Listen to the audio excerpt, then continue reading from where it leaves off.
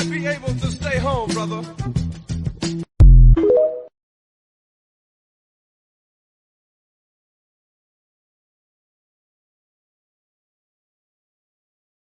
You know it's hard out here for a pimp when he tryna get this money for the rent, for the Cadillacs and gas money spent. We'll have a whole lot of bitches jumping shit.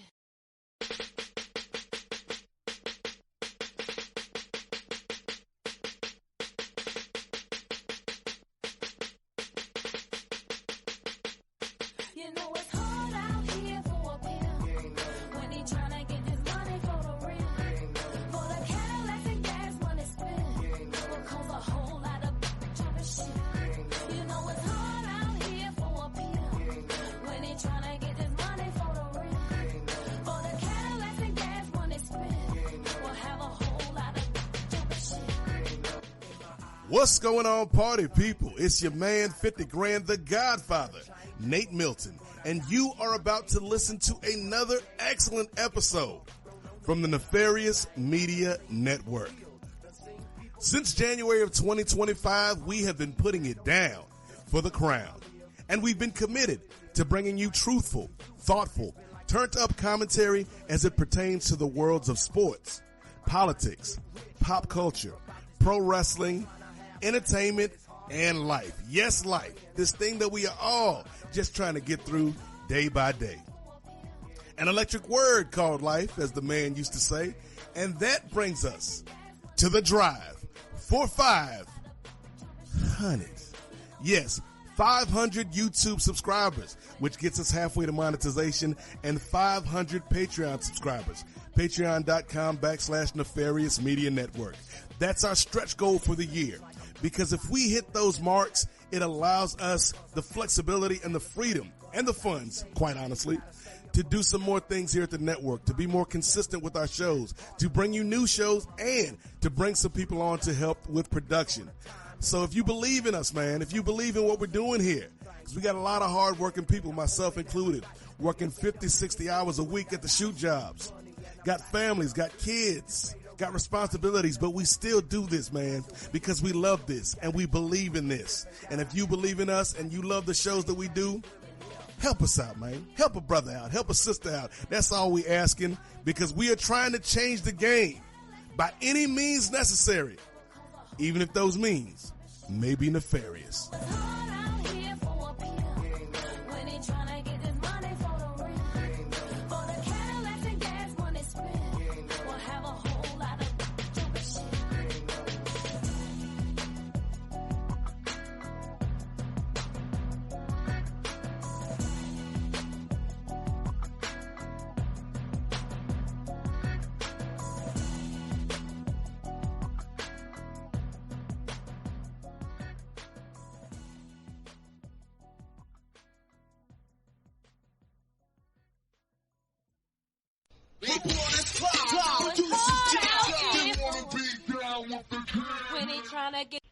And now for something completely different.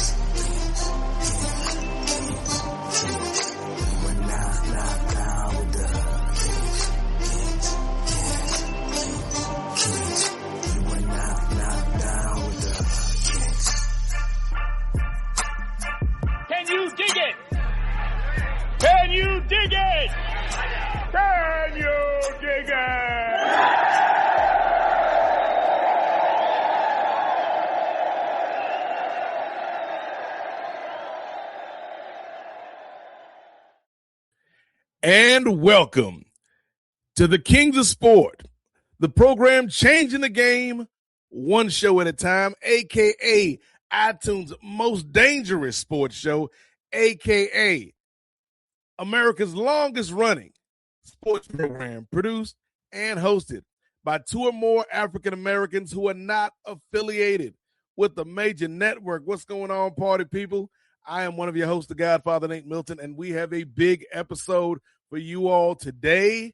Not only do we have things to talk about in the world of basketball, not only do we have things to talk about in the world of video gaming, okay? But also, it's your birthday, America. It's your birthday, girl, you raggedy heifer. So let's not waste any time and start this edition of the show. Let me bring on the co-pilot for this episode. He is the super producer.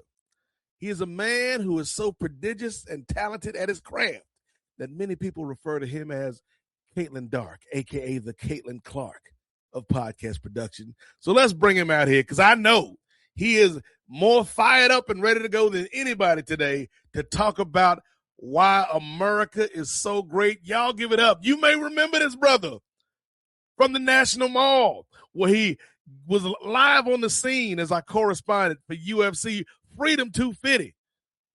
He's back, y'all. Y'all give it up for America's favorite son, Ray Williams, a.k.a. Red Hat Ray, a.k.a. Two-Way Ray Williams. What's going on, brother? Not much, brother Nate. I'm just glad. I think my Independence Day we celebrated in the middle of June, my brother. But fake news, Ray. But I'm glad we get to celebrate the 250th anniversary of this great nation, and I think it can be great at times. We'll see. I don't know if we'll see. I'm not trying to make it great again because I don't know if it was. I don't know if it was that great to begin with, but but yeah, we're trying to make it somewhat good. Make America good again. Is that what you're trying to do, Ray? Yeah, I guess so. MAGA with a soft G. Maha. Yeah. Like, why is the hat still red though, Ray? It's confusing, brother. It's confusing. It's burgundy. It's burgundy, yeah. It's cardinal. It's not red. At least put an accent over the G, like an Inye or something. Differentiate yourself, brother. Right. Now, I'm not MAGA, I'm Maha. It's a difference. Making America good again, y'all. But you know what, Ray? Like, there's a lot going on, man. 250 years, as you said, of this experiment. The notion of a nation, if you will, Ray Williams. And there are some things that are constant. The pursuit of life, the pursuit of liberty, and when it comes to basketball, the pursuit of LeBron James. We got lots of free agency news to talk about. The NBA is wilding out right now, Ray. Like, it's ridiculous. So we're going to talk about that. As I alluded to off the top, we actually have some video game conversation to get into, man, because Ray and I are both still, to this day, avid gamers, man. And who knows what else we'll get into on this edition of the Kings of Sport, Ray. But I feel like we do need to kind of start with the guest of honor, this raggedy heifer, as I alluded to earlier, this raggedy heifer named America. She turned 250 today, Ray. So, you know, all jokes aside, you were, in the nation's capital, Ray. What are you feeling today as America celebrates its 250th, Ray? Is there any sense of pride in you as a red-blooded American wearing your Maha hat? A little. I mean, yeah, I do have a bit of pride because I guess I could speak for both of us. We weren't around, or at least we weren't at the knowledgeable age when the centennial or the bicentennial, I should say. So I guess I feel a little bit of something, but marketing always has to try to capitalize, and now you got red, white, and blue Oreos and red, white, and blue cinnamon toast crunches. Like, what is going on? Like, y'all use anything to try to capitalize and make money off of. I mean, that's the most American thing of all. That's a fitting tribute, right? That is true. That is true. I think capitalism might have lasted even longer than 250 years, but I digress. Well, real quick, Ray, because you mentioned the bicentennial, which was back in 76. Neither one of us were around for it. This, not to bring the mood down, Ray, before the party's already started, but this may be our first and last centennial, Ray. Grand opening, grand closing, because I can't speak for you. You know, you went to the gym this morning, Ray. You worked out. You got your sweat on this morning, dog. I slept in because I didn't have to work today. This might be my last centennial, brother. I don't know if I'm going to be around in 50, dog. You ain't going to make it. But I can't guarantee it. To 2076. I don't know if I'm going to make it to 2076, my boy. Get you there. I got to get there to see America through UFC Freedom 300. I got to make it, Ray. Make it. Oh no, I ain't gonna be in the ellipse that day. They gonna have to. Who is this old man out here hanging around the fights? Yeah. Back in my day, right? I'd be like the old boxing historian Bert Sugar. You're gonna have to drag me out there. Yeah, man. I feel a little bit of something because again, this is a free nation, and I hate when people will be like, well, they got it worse somewhere else, because it's like, well, we got to be happy because other people got it worse. But but for the most part, we're free, quote unquote.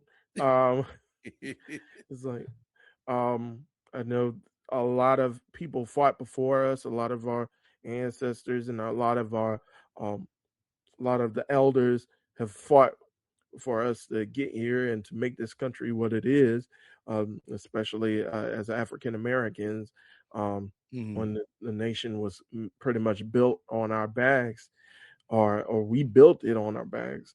And yeah, I do feel pride in the community that I'm coming out of, and feel proud of the people, because we still remain resilient, even though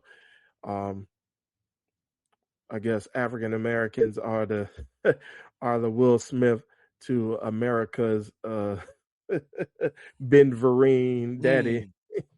Why come you don't want me, man? But well, they want everything about us except for us. You know, they want the cool, they want the swagger, they want the music, they want the athletic exploits, but they don't want us as people with sovereign human rights. But here's the thing, Ray. Yes. Because like you, I'm proud, man. I'm proud to be an American. Which they played at UFC 300, or yeah, of course they did. Of course they did. Like I bet they played that 2 or 3 times. Where at least I know I'm free, and I won't forget the man who died to give that right for me, and I proudly stand up next to. I ain't gonna lie, Ray. The more I'm singing the song, it's actually a decent song. It's a decent little song, dog. It's been co-opted. It has been co-opted, man, and Lee's been co-opted. So, yes, there you have it. But I think, like you said, you can be proud of a country and still point out the country's flaws. Still point out when the country does wrong. Still point out when the country's leadership is not doing what it can to make this a more perfect union. You know, and it's like one of my favorite Chris Rock jokes. He's like talking about America and people, particularly black people's relationship with America. He's like, America is like the uncle that paid your way through college all 4 years, but molested you every summer. It's like, yeah, that's a dark joke, but it's a fitting joke, because it's like, yeah, America does grant folks freedom and opportunity and the foundation to do whatever they want to do, Ray. But it does Mm-hmm. come with strings attached. It does come with limitations and liabilities. And so, the people that are like, if you don't like it here, you can go somewhere else. And I'm like, why? Right. This my home too. Mm-hmm. That old song, Ray, this land is my land. Okay. Mm-hmm. This land is your land. Mm-hmm. From California to the New York Islands. Mm-hmm. From the Redwood Forest to the Great Wood Valley. I just think I mixed up the words, but it's a lot of places in America that you can go to because this land was made for you and me and everybody, Ray. At least Indeed. it's supposed to be. So I think there is this kind of juxtaposition that people have when they think about America because, and I'll say it, Ray, I know we got World Cup fever. I don't got World Cup fever, but some of y'all listening or watching may have World Cup fever. But I know, all these nations is doing their thing. But to me, America is still the best. We still the best. We ain't perfect, not by a long shot. But to me, I think America is still or can still be a land of opportunity, can still be a land of freedom. It's just a question of whether its citizens and in particular the people in charge want it to be that more perfect union, want it to be the shining city on the hill, want it to be a beacon to the rest of the world. And obviously with our current resident at 1600 Pennsylvania Avenue, we don't have the best world reputation when it comes to foreign affairs, but I do feel like, 250 years, man, America, you did this thing, man. You did your thing, girl. Like you still the prettiest girl at the ball, even if you're the most trifling, the most raggedy. Like America is that friend, and every friend group has this friend. And if you don't have a friend like this in your friend group, either A, your friend group grew up and away from that friend, or you might be this person. But every friend group, Ray, particularly in your 20s and 30s, you got a friend who you can't stand, Ray Williams. Mm-hmm. Who every time like is Ricky coming? Damn, I hate Ricky, man.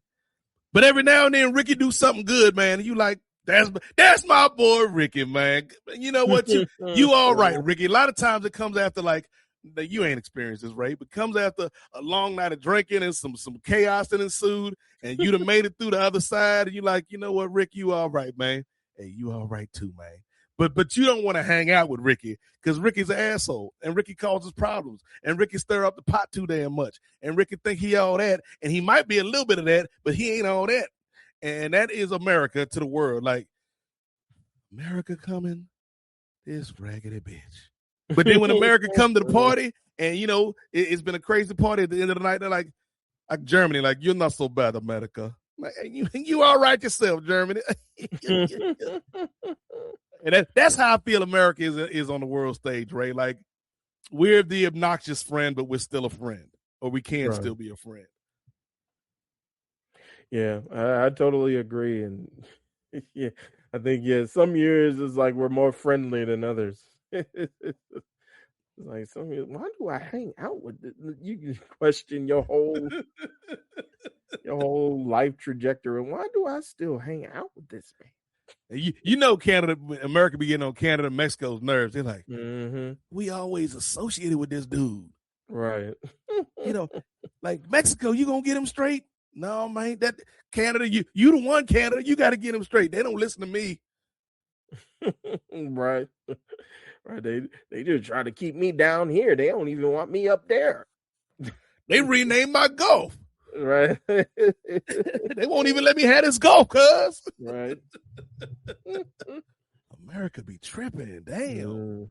But yeah, like you said, it's a complicated relationship, but we still got to stand 10 toes down. And again, to reiterate your point, just because we might disagree with some things that go on within the country does not mean we hate America.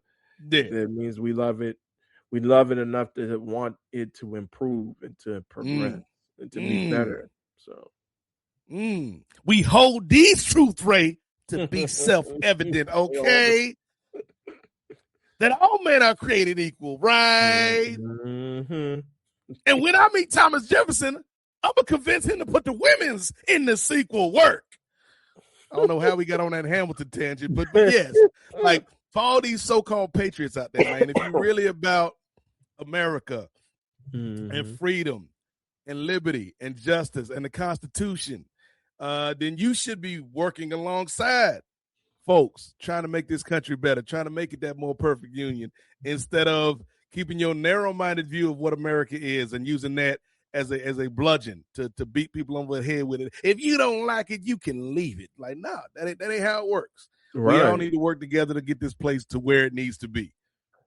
Yeah, it is. It's interesting. We're coming off a week where the Supreme Court just ruled to keep, at least for now, keep birthright citizenship in place as it is. And it seems like folks who claim to be American has lost sight of what being American truly is. Like, it's a nation not only of immigrants, but also of the indigenous folks and of the folks who were brought here against their will to serve. But it's a nation built up from other people joining us, and that's the reason why we don't, like, English isn't our national language, because we're made up of so many different pieces. And I think when I was back in college, I had a professor, and they had a great analogy. Instead of calling it a melting pot, because a melting pot assumes that all of us are going to assimilate, and for the most part, that's how it's been, like, assimilating to proximity of whiteness, right?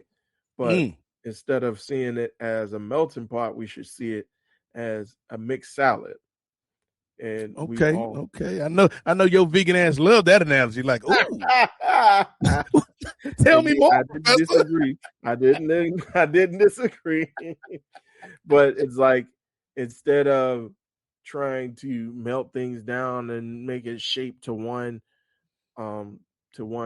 substance, like a tomato is a tomato on its own, and it can also be a tomato in a salad, and it can also provide a different type of flair and a different type of taste within the salad. Like, not iceberg lettuce. Use romaine lettuce. Step your game up. Use romaine lettuce. Okay, hit the romaine on them. Spring mix. Right. You can get yourself, like, some feta cheese if you want. Okay. Like some Caesar salad if you want. Maybe if you're feeling froggy, since you're a meat eater, ejectocito cut. You I was gonna say, Ray. You're a carnivore, brother. Okay. You could maybe put some grilled chicken in there if you want to. Maybe some steak in there if you want to. I know people like their bacon bits if you want, but we're all different ingredients, and we all still have our own identities outside of being a part of the country. But that's what makes the country so great. Yeah, like that. Like, I've always had the analogy, and it's similar to what your professor said. But, like, yeah, the melting pot theory, to me, that's one of America's biggest lies, is because America has never been a melting pot. America is not something where everybody becomes homogenized. America is a mosaic where all these different pieces, all these different types of, like, you could have glass in the mosaic, you could have metal in the mosaic, different colors, different shapes, different shades, different textures in the mosaic. But when you step back, it forms one picture, and that's America. And so everything keeps its individuality, but it's also part of the whole. And so that's how I view America. You don't have to completely change yourself to fit into America, because you already fit into America because you're here, man. How about some Australian dairy in the salad? I don't even know what is Australian. I know. Yeah, okay. It took me a second. Yeah. Ray, why is there so much dairy and cream in the milk? Philly boy ass Ray. Philly boy. Why you putting cream cheese in the salad, cuz? Like, it's more cheese than lettuce, brother. This is what I call a calcium salad, everybody. Like, Ray, it's just milk and cream cheese and ice cream in this bowl. This ain't no salad, Ray. Philly boy. Shout out to Mark K 7991 for that. And by the way, you ain't slick, brother Nate. In the number 8 Mosaic with a K at Instagram. Go follow your boy. Hmm. Yeah, I see what you did there. You know, hey, it's on brand, Ray. It's on Oh, man, brand, brother. let's Is there nothing more American than forming your own brand, Ray? Exactly. We got somebody in the White House selling shoes and coins and Bibles. I can't have my own name fit my analogy, Ray. That's true. That's true. Hey, I ain't mad at it, brother. I am not mad at it. You know, we're gonna pivot from America to talking about one American institution that is the National Basketball Association, Ray. Woo! It's getting crazy up in here. Free agency is upon us. We've already seen some big moves. First of all, Giannis Antetokounmpo, the Greek freak, freaky Greeky, is now getting freaky on South Beach as a member of the Miami Heat. We have Jaylen Brown. This is the first time in my life I've ever seen somebody get traded for feelings, because there was no reason to make this trade, Brad Stevens. But Jaylen Brown is now a member of the Boston Celtics. And of course, as I mentioned, Ray, it wouldn't be free agency without, look, LeBron like to, every 5-10 years, LeBron give us one of these. First, it was the decision. Then he went to the Lakers. Now, LeBron is like, I'm not going to be with the Lakers no more. Well, who you going to be with, LeBron?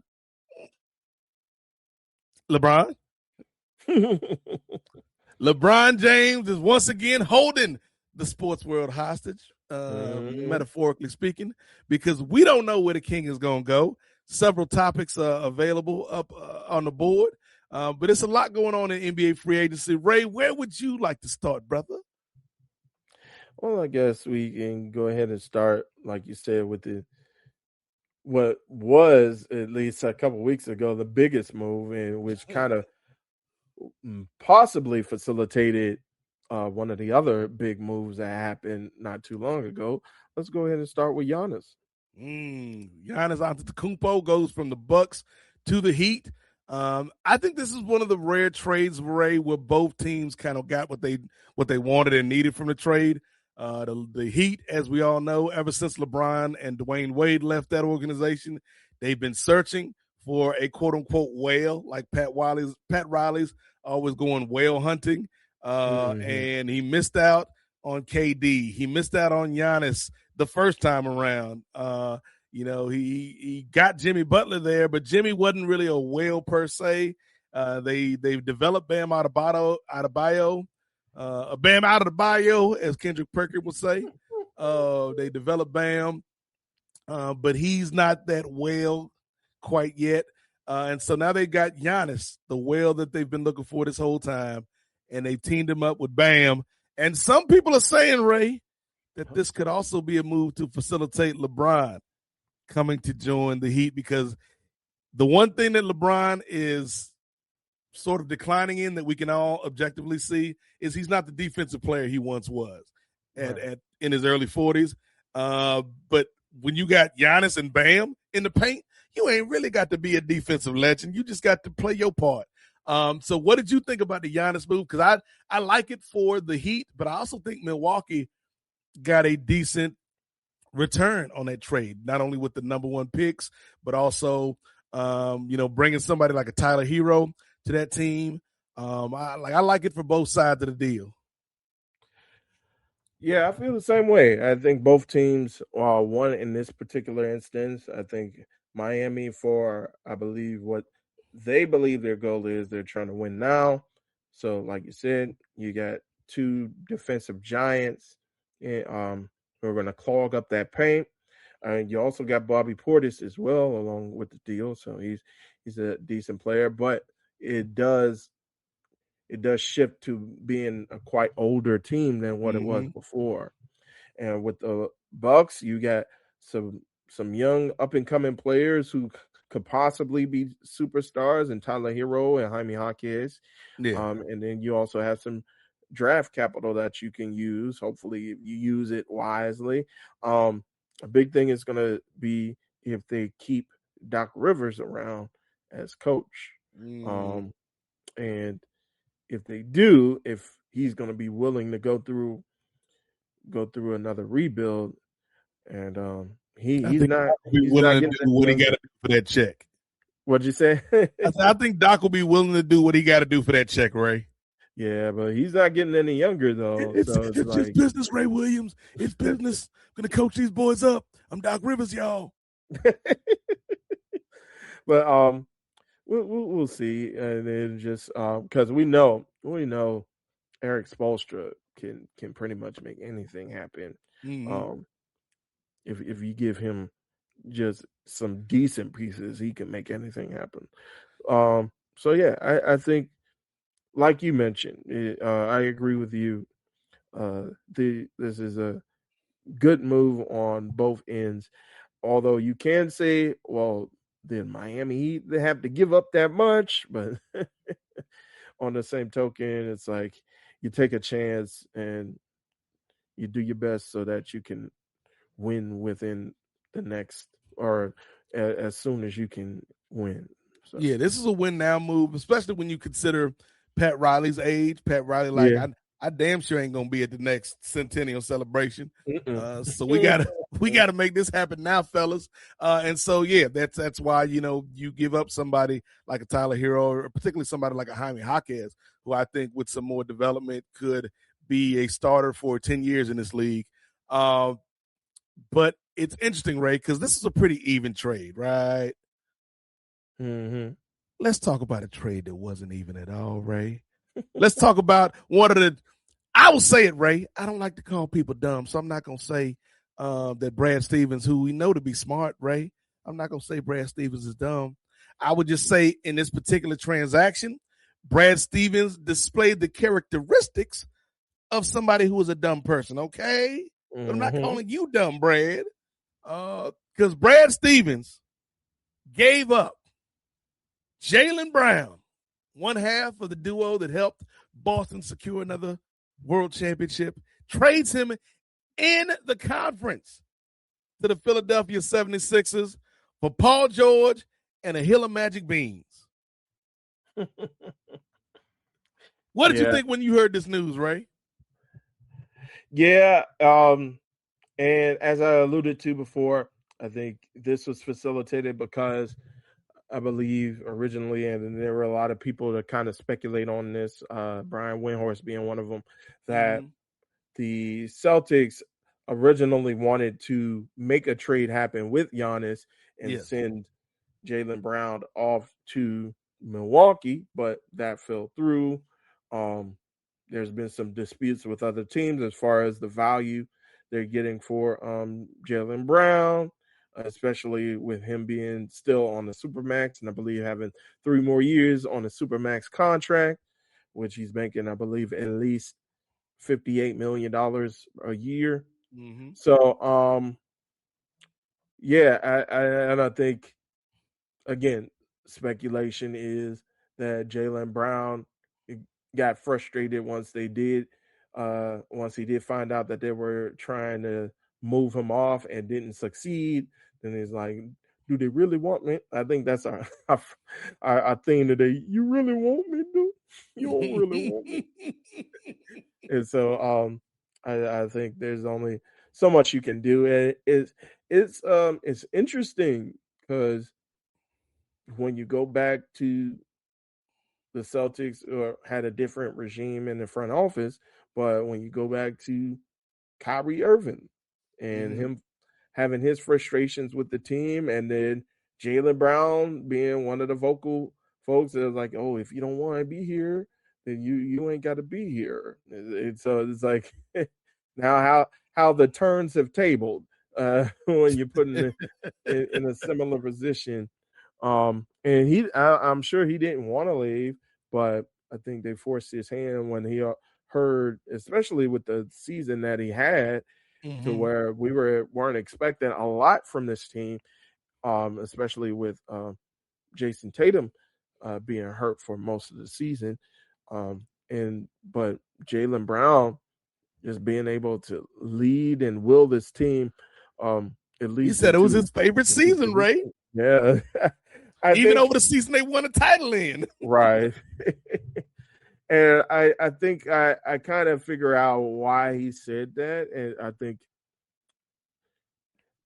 think he said that because he finally got to, I don't want to say let the chains off, but it was like he was given full reign to be like the number one for a change. Right. But And yeah, it's weird with Brown and Tatum though, because I kind of feel like they're two sides of the same coin, where they're both 1A, 1B, and depending on the day, those roles are interchangeable. But in the minds of Jason Tatum and probably in Celtics management, Tatum is the one and Brown is the two. But that's not what always showed up on the court. And so, like, that brings you to this trade, Ray, which, again, I feel like this was a trade made off of feelings instead of logic.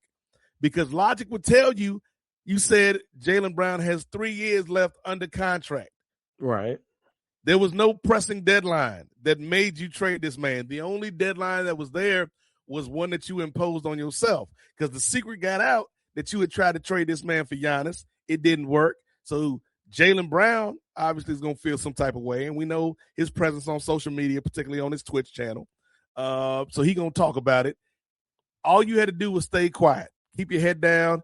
Take the criticism, both from Jaylen, his fan base, and NBA fans in general, about how y'all tried to trade this man, and then keep it moving. Move on to the next season. I think they could have done that easily, right? Or not easily, but they could have done it. Yeah, but they panicked, in my opinion. They were like, this is a bad situation. What is we going to do? And then maybe, I don't know if it was Brad, if it was ownership, somebody was like, we got to get rid of Jaylen. That'll solve it. For what? Yeah. For Paul George. That's the ticket. And Paul George is like, me?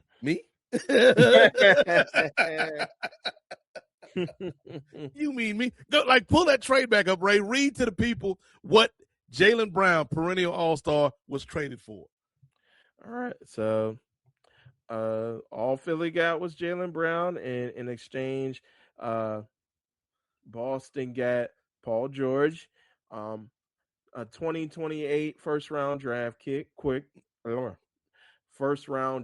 pick, which could convert to a pick swap, a 2031 first-round pick, unprotected, and then they get 2 second-round picks, one in 2028 and the other in 2030. So this kind of reminds me of the deals that Danny Ainge would do in when he was with Boston not too long ago. Well, the difference, though, Ray, is Danny Ainge was making those deals to get players like Tatum, to get players like Jaylen Brown. Yeah. Brad Stevens, you already got them boys. You already got the foundation. You just have to build around them. And so, like, this to me, Ray, is a move where it's like, are the Celtics going to be competitive? Yes, because you still got Tatum. You still got, a decent bench. You still got whatever Paul George has left in the tank. They'll be in the top 10 teams in the East, probably. Right. But this is not going to be a championship contender, which I think you could have built had you still kept Jaylen Brown. This is a move, again, Ray, I kind of feel like it got uncomfortable, and they was like, yeah, you need to leave, Jaylen, even though he didn't have to. Yeah. Yeah. I think, though, do you want to take that risk at him staying during the season and then just that seed of distrust?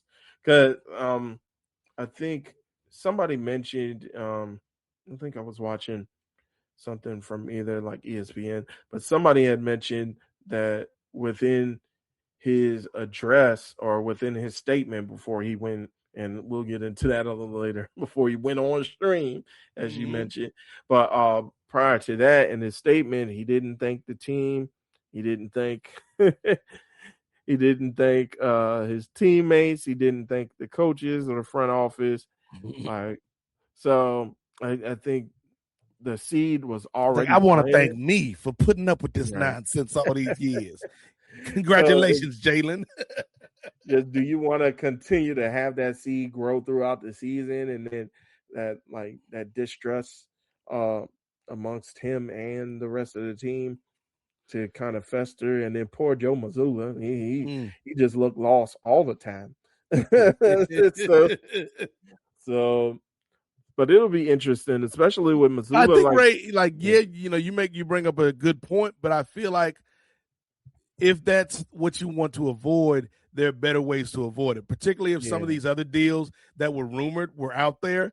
For instance, Boston had rumored, Cleveland was rumored to either be shopping an Evan Mobley or a Donovan Mitchell. To me, either one of those players is better than what you got in return from the Sixers. And so it's like, yes, even if you feel like you have to make a move, it needs to be the right move. And this, like, I kind of feel like this is worse than what the Mavs got back for Luka. No, it's not even kind of worse than what the Mavs got back for Luka. It is worse than what the Mavs got back for Luka, because ain't gonna be no magic ping pong ball that drops down and gives you Cooper Flag this year, the Boston Celtics. So you traded a guy who still got, I would say Jaylen Brown got 5 to 7 productive years left in him at a high level versus Paul George. Hey Ray, spoiler alert. We done seen the best Paul George we ever gonna see. Yeah. And it wasn't last year. It was like 5 years ago. Yeah. we ain't never gonna see that Paul George again, dog. Right. I think the Celtics are betting on, hey, I think the rest of Paul George's contract is like 2 years. Hey. And he's still capable enough to be a productive, get you double digits in points and be a solid number 2, number 3 to Jaylen Brown and maybe Paul Derek George White. Is your number 2. That's depressing, Boston. Well, I think he might be the number 3 because I think you still do got like Derek White in there, and you still got like Peyton Pritchard, who's decent. Yeah, rough on these streets. Look, because here's the other thing you're betting on, Ray, with this move. You're betting on Jason Tatum to take another step. Right. And I'm not saying he can't, but I feel like Jason Tatum, to me, is a good player. He's an all-star. If Jason Tatum is your first or second best player on the team, yeah, as we've seen, you can win a championship. But I think he needs somebody equal or better to him, equal or better than him, in order for you to be a true contender. And I don't see anybody on this roster right now. Yeah, they may make a move. Who knows, Ray? The offseason is still young. But I think, and I hate to say it, Jason Tatum, he'd have ride him his prime in the NBA, Ray. I said it. For those that don't know, man, if you ever seen this documentary back in the day, it was back in the 80s, man, a documentary called Transformers the Movie, okay?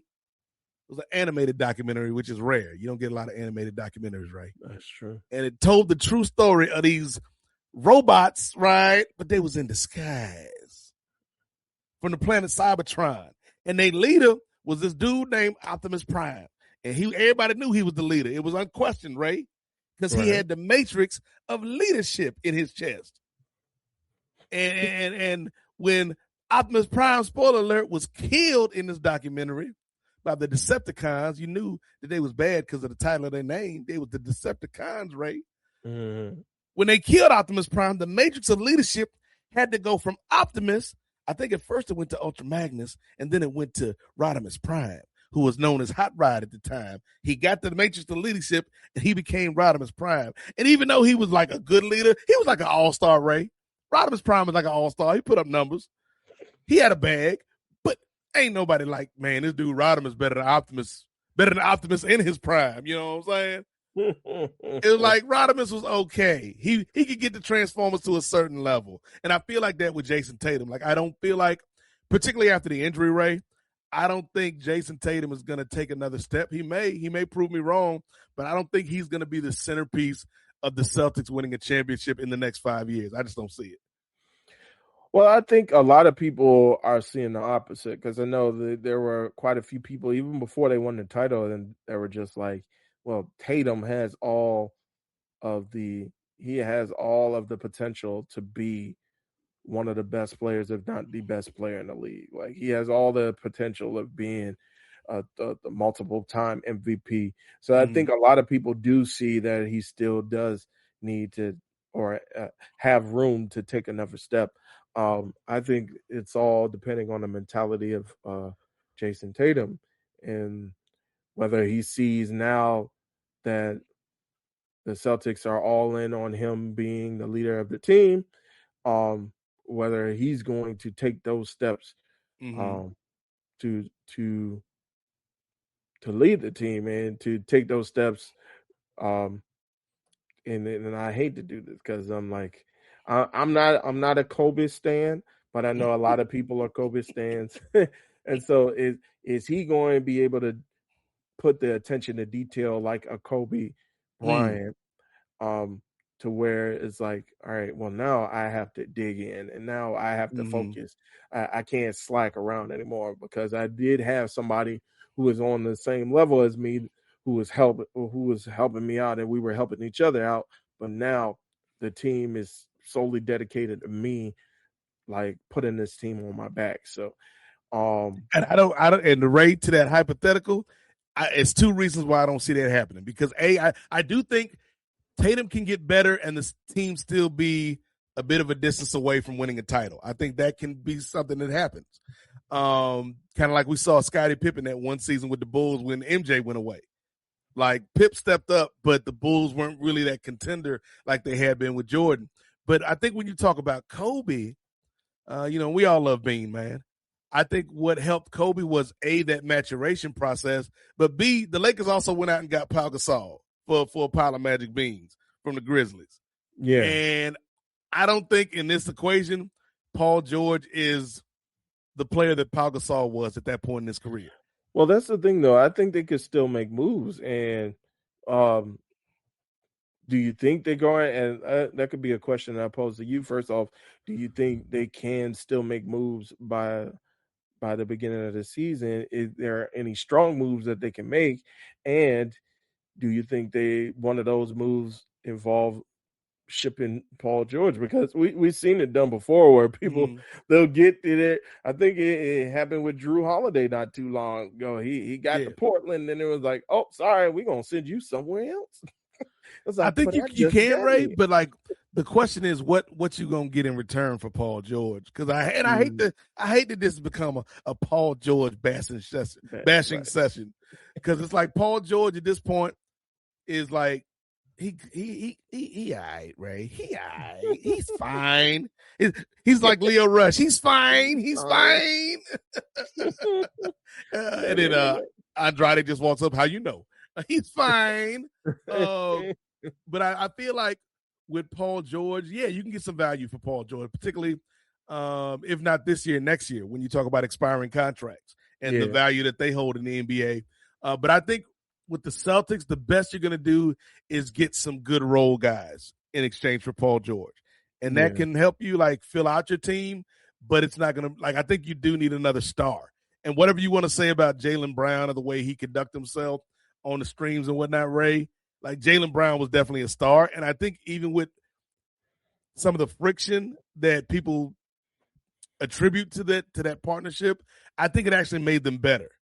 Like it made the team better. It may have impacted each player's individual stats, Brown and Tatum, but I think that friction made the team better because you got two guys trying to be the alpha at the top, and it just drives the rest of the team. So I think Jason Tatum can have a better season this year, Ray, but I don't know if necessarily that means the Celtics are top 4 in the East because right now I don't see it. Yeah, especially if you look at like the construction of all the other teams going on. There is a question because we did mention Jaylen Brown being on stream, so there was some questions being put out there by some of the usual media personalities, specifically Colin Cowherd saying he's been hearing from a couple of his sources that the Boston Celtics didn't want to keep him around because he feels as though he's the smartest person in the room all the time. To which Jaylen Brown then responds on his Twitch or on his stream, well, that's not really setting a very high bar if I'm trying to be the smartest in a room full of NBA athletes. But then I think he was also saying how I never said that I was the smartest person in the room, and I think they saw his intellect as a threat. Mhm. So, what do you think about those reports? If you think that might have been contributing to some of the tension and some of the friction? I mean, it can, because Jaylen Brown is a smart individual. Like, he's actually giving lectures at universities and things of that nature. Like, he is a smart person. Yes. And sometimes smart people know they're smart. And it can, like, again, it can cause friction. But I would say there is a lot of culture fit in this scenario where, like, does this player, regardless of his on the court talent, fit the culture of what we're trying to build here? And Jaylen Brown, like you said, smart dude, independent thinker, somebody who is tapped in with social media. Like, that can be something that could be a headache for a front office. And we've seen, like, as much as these teams want to say they're progressive and they up to the times, they can also be a bit old fashioned. Like, this, I think that's part of the reason, switching sports, why Shador has been such a mystery for the Cleveland Browns to kind of wrap their head around, because this dude is, like, super popular in a space where these 50, 60, 70-year-old owners and GMs and coaches don't reside on social media. And so they don't get it. They don't, like, why does everybody care about this kid that we drafted in the 5th round? Like, why does everybody care about this kid that fell so far on draft night? But it's like, this dude is super popular to a segment of your audience on a platform that you're not really tapped into. And so, going back to Jaylen Brown, I think, like, he is somebody who maybe just outgrew the culture fit in Boston. But again, if you see that this is coming on the horizon, Brad Stevens, you somebody that's supposed to be the smartest dude in the room too. You got to see this coming and be like, okay, Jaylen has kind of, like, they've won a championship together, Jaylen and Jason. Like, we've kind of done all we can with this iteration of the Boston Celtics. We got to get max value back for a dude that is a top, what would you say, Ray? Top 10, 15 at least player in the league? Yeah, I'll say at least 15, yeah. So, yeah, they got to get back commensurate value, and they didn't with Paul. Because Paul George, we've already talked about Paul George, but also the picks, Ray. Like, these picks, if Philly is good, what's the use in those picks? Even with the pick swap, you're not going to get much value from those picks. Yeah, I was kind of thinking on Philly's end, I think it's a great chance to take, but then as I was seeing it being explained, I think it's only good for 1 year, and Jaylen Brown, he's not going to be the number one once he gets to Philly. He's going to be, like, maybe the number 2, maybe the number 3 option with Maxey and Joel Embiid. I mean, Ray. Uh-oh. He is going to be, at worst, the number 2 option, because one of them options ain't going to be optioning for the whole season. Yeah, he's not going to consistently be on the floor. I get that one. And then I know VJ Edgecombe. VJ on the come up. Big player. So it'll be like interesting. If Embiid, and it's the biggest if in the NBA, if Embiid can last through a whole playoff run, this team is scary, Ray. Yeah, definitely. But yeah, I just think, like, do we see this construction of the team for longer than a season? Maybe. So I think it depends on the season, Ray. Yeah, I think they're kind of playing for now as well. Like we were saying with the. I mean, look, if you got Joel Embiid on your team, Ray, and you paying him all that money, you are not only playing for now, you're playing for right now. Like, I'm talking about, like, this minute that we talking right now, because you don't know when the brother going to be available. Yeah, we don't. Can we start the season today, Adam Silver? Right. He healthy right now, dog. Postpone summer league. Let's just start playing now. Like, we gonna play about 20 games right now in July and August, and just put that to credit, like, like college courses, like we transfer. Can you credit these 20 games we play in the summer to the season when Joel ain't gonna be there? Right. Well, yeah, it'll be interesting to see it. It just, yeah, I think. Also, if you Jaylen Brown, Ray, one thing you should never do is give a smart person most stuff to think about. Yeah. Because you traded this man not only in the conference to your division rival. Yeah. Like, he ain't going to be dangerous. Like, you don't care. Like, you're like, oh, Jaylen Brown ain't nothing. We'll trade him to one of our direct competitors because that's how little we care about him. You just gave this man a whole season worth of bulletin board material. And now you not only got to look at Philly, but then you still got the Knicks in your division as well. Whew. And the Nets are the Nets, but right. Yeah, I think the Knicks and the now you've armored the 76ers as well. So it'll be interesting to see if they even I think they'll make it at least to the play-in, but like you said, as far as being top four, No. I don't see that happening for Boston. They barely top four in their own division, right? Barely, right. And that's only because the Nets are pathetic. Yes. But here's the thing, Ray. That was another big move. But you know what? There was another big move in free agency, Ray, with these trades and whatnot going on because, we're going to go down to Charlotte, right? And when you're driving around Charlotte, sometimes you got to swerve on them corners. Whoa! Because Lonzo and LiAngelo, brother, LaMelo Ball, WWE Raw Hall of Famer, LaMelo Ball, get that nigga, daddy, get him.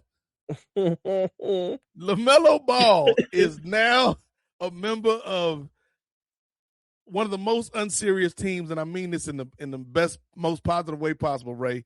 A member of the most unserious teams in the league, where you not only got Melo, you got Ant Edwards, and you got Rudy Gobert. LaMelo Ball is now a member of the Minnesota Timberwolves. What did you think of that one, Ray? That was kind of a shocker. I'm kind of happy for LaMelo that he's out of purgatory, aka Charlotte. No offense to any of our Charlotte fans, but it just seems as though they've kind of been treading water. And he's a tremendous player. And also I think bringing him there, because somebody told me, well, first off, I thought Mike Conley retired, but then somebody told me he's back, but I don't know if he's back with the Timberwolves. No, I think he's gone. He's gone. All right. So in any aspect, I think he's going to be a good fit as far as being a point guard on that team and being the floor general on that team. Whether or not he's going to be able, and I think he can handle distributing the ball enough, feeding Ant and getting out the way, and then also spreading the floor just enough to where people aren't keying in and double teaming and triple teaming on Ant-Man. So I think it's a decent fit. But yeah, as far as with what Charlotte got back, I'm trying to look it up now, but I'm like, I know Charlotte's always I think some people say as far as on some owners is as long as I got a team, the team ain't got to be good. We could just keep printing money from this merchandise. People still gonna be. They talking to the Hornets on. Oh, you got a good team? I got a team. Yeah, I got a team, dog. That's all that matters. But here's the thing: I think Charlotte again is, and it's weird because we're starting to see these windows for these teams accelerate so rapidly, Ray, where Charlotte got to the point where they're like Melo's a good player, but A, there are some health concerns when it comes to Melo, but B, I think there's also kind of, is he taking that next step, not with his on the court, but with his maturity, and is he a team leader? And I think they're like, no, not really, so let's see what we can get for him. I think the Wolves are going to be fun, Ray. I'm not sure how much they're going to win, but I think, when you bring LaMelo on there with Ant, that's going to be a fun little matchup. Rudy Gobert still holding down in the post. And then sometimes you can have addition by subtraction. And I think that's what happened when the Wolves got rid of Julius Randle, who by all reports was not happy in Minnesota and was actually kind of a locker room malcontent. And so I think bringing this kind of youthful energy into the locker room and teaming that up with Ant, it's going to be fun, Ray. I still think they're maybe in that 7-8 9 range in terms of the Western Conference standings, but they'll be a fun team. Yeah, and it seems like they've always found a way to get into the playoffs. So I think they're always on the high, especially if you got Ant-Man.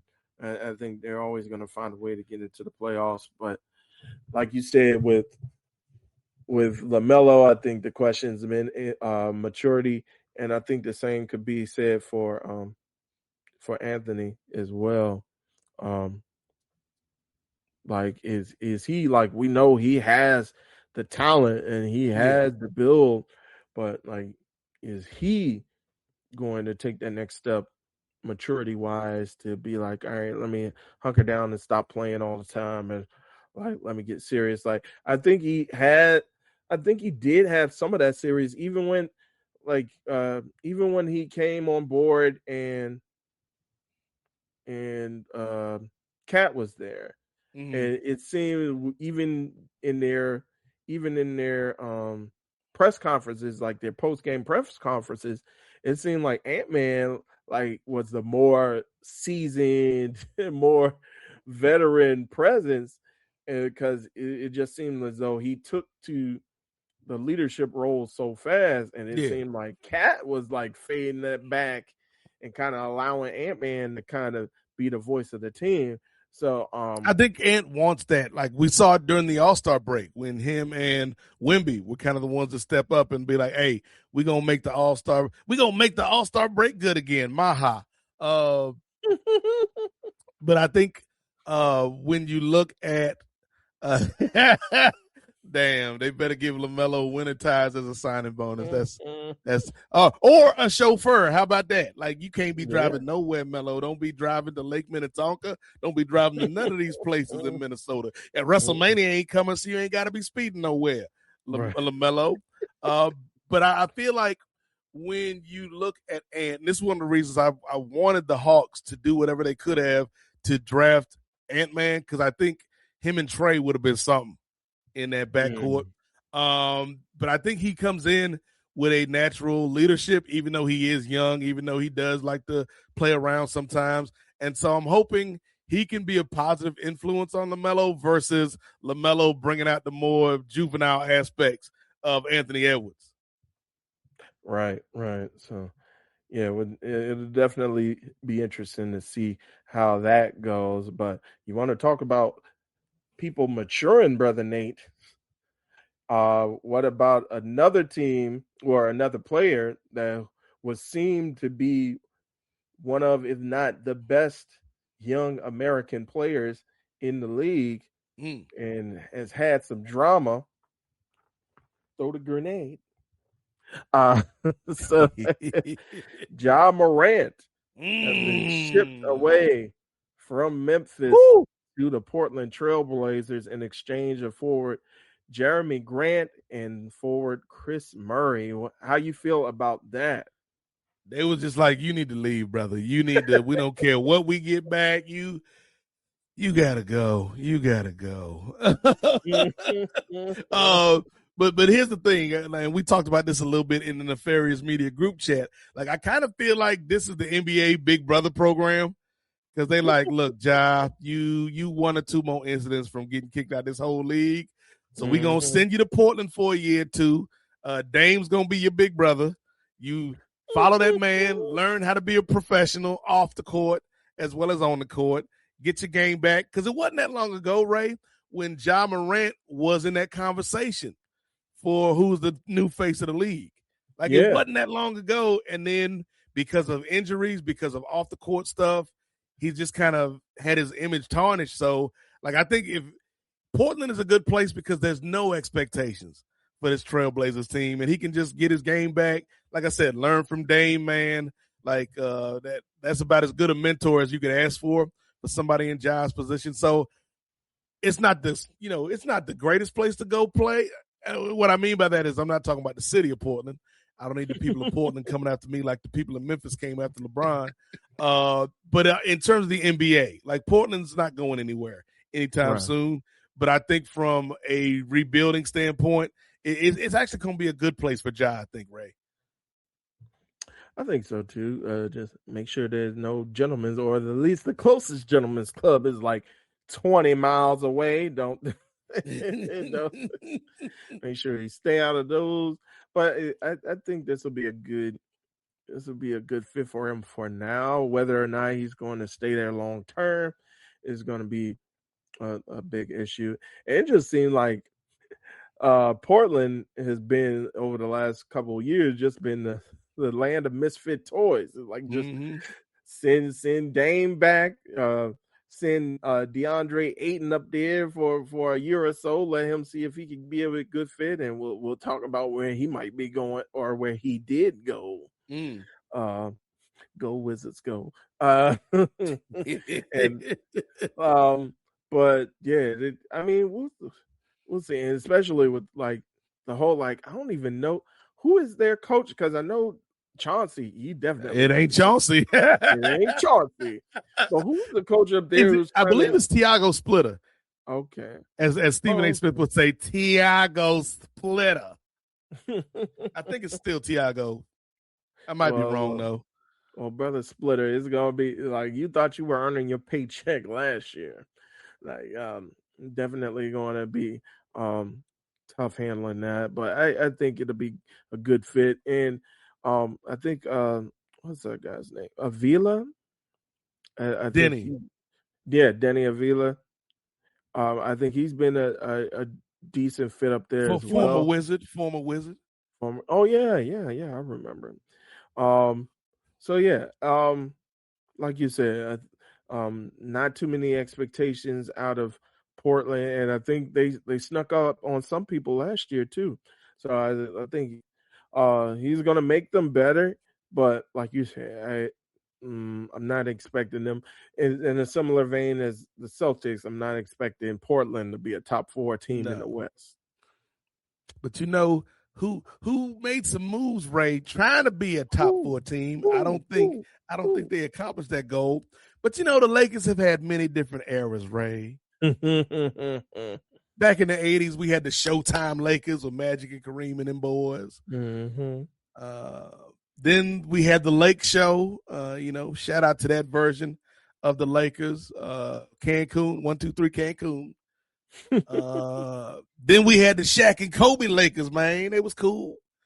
Then we had the LeBron and them boys Lakers. And now, Ray, it all comes full circle. Because we went from Showtime to Snow Time, Ray. Because the Lakers have been gentrified.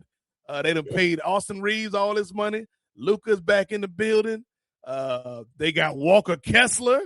And they are losing LeBron James. So let's talk about what the Lakers have, Ray, before we talk about LeBron. But the Lakers have reimagined this team pretty much over the last week or so. Yes, your new starting 5 for the Los Angeles Lakers. I saw somebody on social media say that this was Malibu's most wanted 2, and I'm here for it. No, it's Luka. Don't be hating. I want a white chocolate chip macadamia nut cookie. So yeah, what do you make of some of the moves that we've seen the Lakers do, Ray? And now this is fully, like you could say last year it was kind of Luka's team already, but now it is fully Luka Doncic's team. Yeah, I think with some of the moves, I don't know if they've been strong enough to at least keep the Lakers in contention, at least putting some decent pieces. Like I'm not too familiar with brother Walker Kessler's game like that. I've heard good things about Dalton Connect. But then of course Dalton Connect, he like, because it wasn't that long ago they tried to trade this man to Charlotte, and he's like, I'm still standing, still surviving. I made it, fellas. Right. So and then we all know about our guy Austin Reeves, aka him. But the thing is, we talked about people or players in their health being an issue and them being consistently on the floor. And you could say a similar thing about Doncic. I know he's had some issues last year. I know he did get himself into a good bit of shape, but then there were also some issues with him and his former significant other, and there've been like some custody issues that he's been going through, and that's been affecting his play and also been affecting his health as well. So I think for it to now all be like the load to all be on Doncic's back again, not too far removed from when the load was all on his back in Dallas not too long ago. And you don't really have, I mean, Austin Reeves, it'll get you a good third of the season where he cooking, but but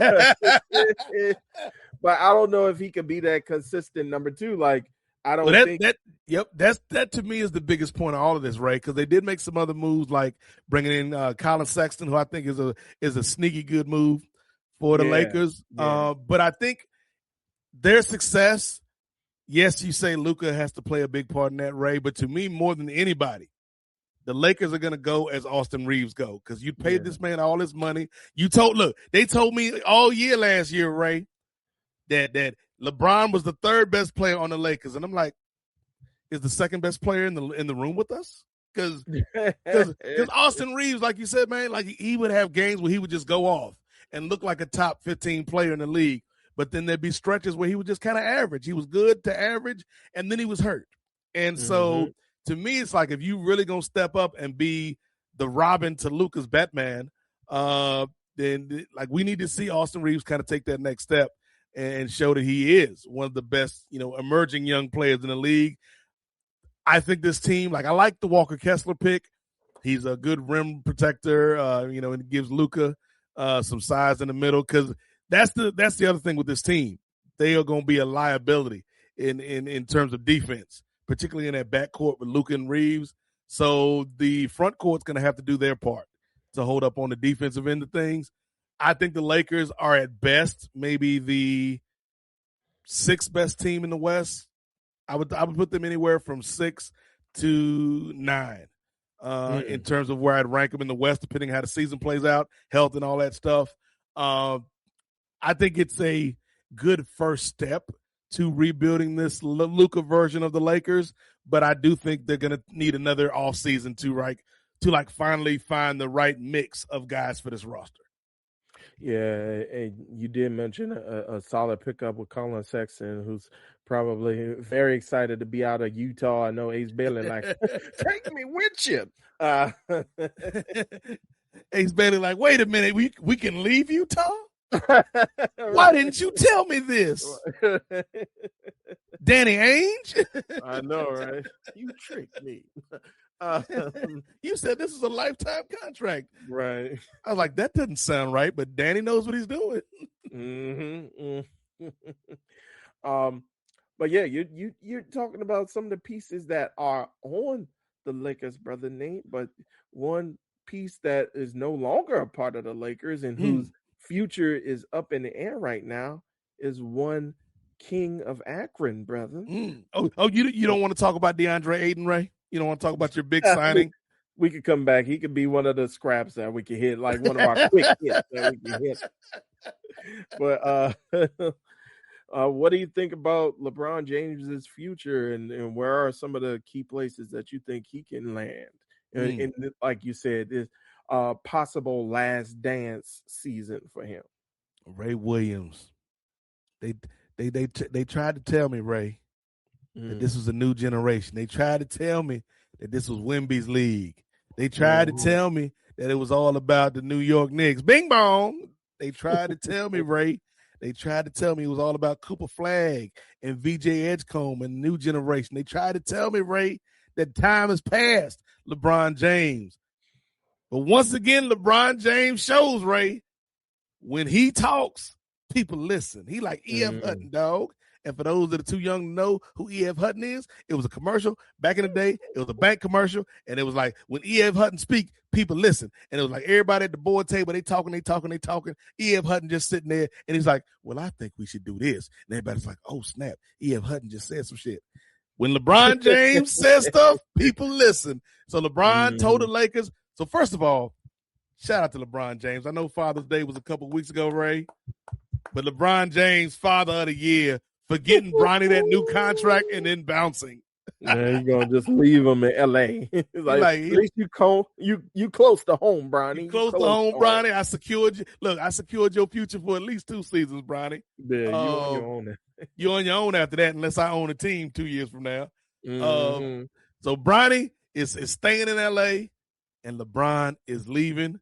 The question is where, Ray? Because the first hot rumor that was on these streets was Golden State, where we was going to team up LeBron with Steph, Draymond, Kristaps Porzingis, and Anthony Davis. And I was like, that could be fun. But look, here's the thing, Ray, and not to throw shade at your man's street clothes, but I was like, why? Why would you even like? It's like when they brought Vincent into the NWO. It's like, come on, brother. Vincent. Like, maybe he not Vincent. Maybe he like Buff Bagwell. It's like, all right, now you're going too far, NWO. Yeah. So that was the first hot rumor, LeBron to Golden State, which would be fun. I think like out of all the options, that would probably be the most fun from a purely basketball standpoint, just to see LeBron and Steph, like two of the greats, go on this one last ride together. But it ain't going to win no championships. The other option that came up, Ray, LeBron, Bam out of the bio, and Freaky Greeky getting together for one last time, the Big Three Part 2 in Miami. That's a rumor that's out there. Another rumor that's out there, which is crazy to me because LeBron is like, I just got through being on a team with my son. I don't need to come to a team and be nobody babysitter. Is LeBron going to Minnesota with LaMelo and Ant-Man? Like, that could be some crazy stuff. Another option that's been floated out there is LeBron going to Philadelphia, Ray, which is insane. Like, if LeBron go to Philly, give him the title right now, Ray Williams. Put Joel Embiid in bubble wrap to the playoff start and then give him the title. But then the option that I think is probably the most likely, Ray Williams, is LeBron James going home again. They say you can't go home again, Ray. This man gonna do it twice. He gonna go home again and then go home again. Again. Joining the Cleveland Cavaliers with James Harden, with Donovan Mitchell, with Jared Allen, and with Evan Mobley. And I think if LeBron joins the Cavs, who were in the Eastern Conference Finals this year, that puts them right back in the mix with the Sixers, with the Knicks, and with the Heat as the top 4 teams in the East. So it's a couple different places LeBron can go. There's questions, Ray, like, is he going to take the vet minimum, which I don't think he's going to do, but I do think he's going to take a pay cut, but he ain't going to take no damn vet minimum. Right. But where do you think he's going, and where would you like to see him go? Because I think those can be two different questions. Well, where I would like to see him go, Besides where Washington, he ain't coming to no damn Wizards. Right? I had that in the chamber. I gave up on that. Where I think he's gonna go, I think he's going home again, like John Legend once sang. I think he's going back to Cleveland. I think he's got a strong core over there with Donovan Mitchell and with I believe well, no, that's telling me somewhere else. But I think he's going, Donovan Mitchell, Evan Mobley, Jared Allen. We'll see if James Harden sticks around there. Well, I think Harden, like everything that I've heard from the Cleveland reporting, is James Harden is going to re-sign, but he hasn't signed yet because that gives them flexibility if they do bring in LeBron. Right. But where I would like to see him go, as I'm looking at this list, and I guess this was a list that Rich Paul, the agent for LeBron James, put together with Max Kellerman on their podcast, which I didn't imagine that being on the bingo card. Yeah, no, it's actually a good podcast. It's Game Over. Yes. Game Over podcast with Max Kellerman and Rich Paul. My only issue with the Game Over podcast, which is more a fault of mine than the fault of the podcast, is like there'll be like 3 or 4 really good episodes, and then the next episode is a good one, but it's like all LeBron centric, and it'll be like 3 or 4 good episodes talking about the league as a whole, and then here comes another LeBron centric episode. So like the last 2 episodes have been very heavy on LeBron, which I get. Like obviously, Rich Paul is one of the most prominent agents in the sport, and LeBron is his most prominent client. So I get it. But it was kind of fascinating to see Rich Paul kind of go through each team and give the reasons why it would work and then the reasons why it wouldn't work. Yeah. And I could definitely see it working with Cleveland, at least for one more year. Where I would like to see him, as I'm looking at some of these, like, I think if you put him on Miami, again, that just makes the team even a bit more older. And you can't rely on, I know Giannis just started getting into a bit of injury trouble over the last year. So, but he's getting older. So you don't know how many, it kind of reminds me of when you put together, Kevin Durant with James Harden with, Kyrie Irving for the Brooklyn Nets. And they only played like a total of 16 games out of the 82 games. So I could see something similar going that way with Miami if he goes there. You do have some young guys to help hold up Cleveland if he goes there. So I could see that.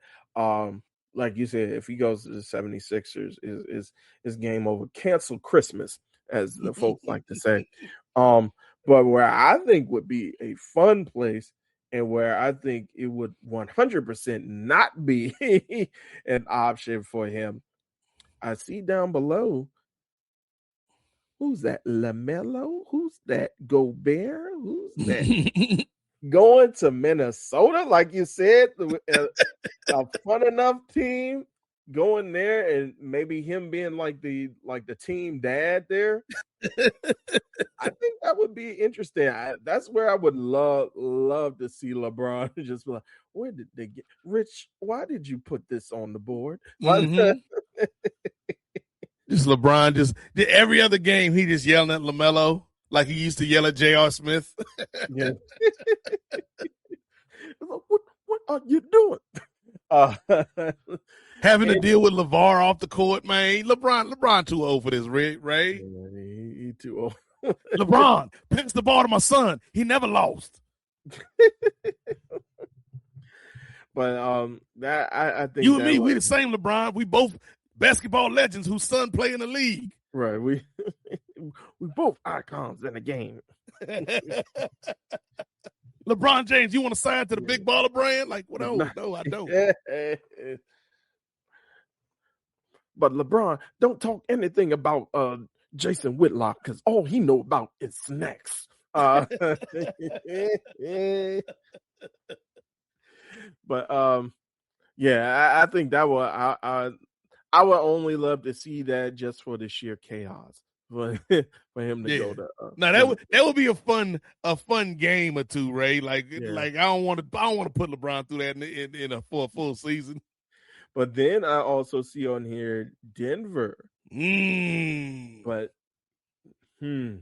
like I would love to see him on Denver. So if there was a team that I would like to see him on purely to see how the team would progress, like you said, I think Sixers are in that mix, but I would definitely love to see him go over to Denver and see what they can do. Yeah, I think it's fascinating because as we saw this last season, Ray, LeBron, for as great as he is, he didn't mind taking a step back when he had to. Yeah. And letting Luka and at some points even Austin Reeves get their shine. But then when we saw the playoffs happen and both of those guys were unavailable, it was basically LeBron and a team slightly better than that first Cleveland team he took to the playoffs and to the championship. with Anderson Varejao and them. Like LeBron and a bunch of dudes. Sorry, Rue Hachimura. It was like LeBron and a bunch of dudes for that Lakers team last year that beat Durant and the Rockets in that first round. I think for me, like, again, Golden State is a team that I think would be fun to just see LeBron and Steph, just two old dudes riding out to the sunset. That'd be fun. I think Minnesota would be fun. But I think if LeBron is thinking about going out with a championship, I would limit the contenders to like maybe Denver, but more realistically, I think you got to get out of the West. And I think it's it's Philly, Cleveland, or Miami. I think those are the three teams that give him the best chance to win. And then out of those three, I think if I'm LeBron, if all things are equal, I would say go back to Cleveland. Yeah. Yeah. Even if Dan Gilbert wrote that slave master letter back in the day, you held up your end of the bargain, LeBron, and won him a championship in 2016. And we'd have seen all the pictures this summer, Ray, with LeBron and them 2016 Cavs having their old man hangover. Vacation. Even Delly got an invite to the party. Delly was out there with him. By the way, just a quick aside, he loved himself some Delly, boy. Mm-hmm. I think I heard him. I think it was a clip of him doing the Mind the Game podcast. I think with Mahershala Ali and Steve Nash, and they were discussing with Mahershala like what was going on, and then I think they were mentioning like some Santa Ana players to come from that school. And then he was like, "Oh, Delly was there. Oh man, that's my boy Delly. He loved himself some Delly. that's his boy." That one playoff series, that's all he had. It was just like him and Delly, and he was like, "It's you and me, Delly. We gonna do this, dog." And Delly just ran around the court all series long, just chasing Steph. But yeah, I think LeBron going back to Cleveland, particularly like if James Harden comes back, which they say he will. I would love to see a version of this Cavs team where you've got James Harden coming off the bench leading the second unit. I think that could be like give them some depth and some experience coming off the bench. But yeah, like I think I'm not going to say Cleveland would have beat the Knicks this year if LeBron were there, but they definitely wouldn't have got swept. I think if LeBron is on that Cavaliers team that we just watched, Ray, that series goes at least 6 or 7 games. 6, 7. Oh, here we go. I get that enough at school. But yeah, I definitely agree with you in that. The only question that I have for you, just to kind of circle it back, is do you think James Harden will be willing to put away his ego? Because I think everybody is noticing that he's closer to the end than the end of his career than the beginning of his career, but I think he still kind of has that chip on his shoulder too, even though his play may not always live up to it. But I think he's still, even with his last few years with the Clippers, he had a respectable run. But do you think he will put his ego aside to be like, okay, I'll do whatever is great for the team, and I'll come off with that second team? I think we're already seeing a bit of that, though, because the fact that he hadn't already re-signed for what he could get, and he's waiting to see what the team – he's giving the team flexibility by not signing already. I think that shows he's a team player. But also, Ray, you mentioned he may have a chip on his shoulder, but he ain't got no chip on his finger. It's a brother that ain't never won in the postseason. In fact, his biggest criticisms come during the postseason. That is true. And I think whatever you want to say about LeBron, like, yeah, you can say he's he's got like a below 500 record in the NBA Finals. But you'd also have to say this is a brother that went to the NBA Finals 11 straight years, something that we ain't ever seen before. Right. This is somebody who has always showed up in the playoffs. And I feel like if you James Harden, you're not going to make that concession for everybody. You're not going to make that concession for Paul George to throw more Paul George slander on the street, Ray. But you're going to do it for the king, dog. Yeah, that's true. Especially it'd be different if this was happening in Houston, or if this was happening in Brooklyn, or if this was happening in Philly. But this is happening in Cleveland. So, like, even if it ain't his team, it's always his team as long as he in the league, right? Yeah, I totally agree with that. Totally agree with that. And one last question before we get off this topic. Do you think this is the final year, or do you think he'll last maybe a second year? I think in my gut, I feel like we get 2 more years of LeBron. Okay. I feel like this next year, particularly if he goes to one of those contenders, this next year is all about we got to win the chip. Yeah. And if they do win the chip, he may retire or he may come back for the farewell. Like, he's getting a farewell tour. Oh, yeah. Like, one thing we know about LeBron James, like, he's a great man, but he do love him some LeBron. Yes. And so we getting the farewell tour. He ain't just going to be like one of these dudes just like, all right, guys, I'm just going to leave. I'm retiring. He's going to be like, all right, everybody, I've had a long, hard think about this, and I've decided this is going to be my final season in the NBA. Like, he gonna let us know when it's his final season. And I think we're going to get this season coming up, and then we're going to get the farewell season wherever that takes place. Yeah, I think so, too. But And Ray, with that, yeah. you know, LeBron, people say LeBron, you know, is one of these American heroes, one of these American icons. Indeed. There was another player from LA that left his team.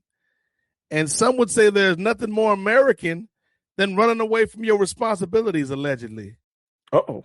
Ladies and gentlemen, Kawhi Leonard is a Raptor again. Yeah.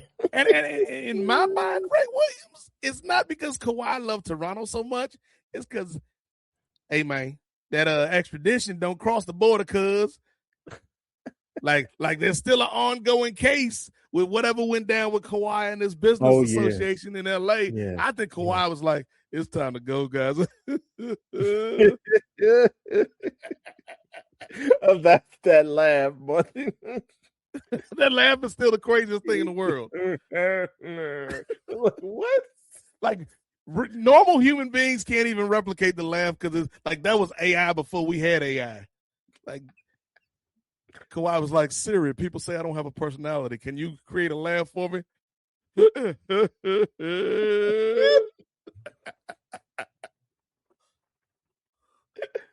Like, no wonder why you don't talk that much.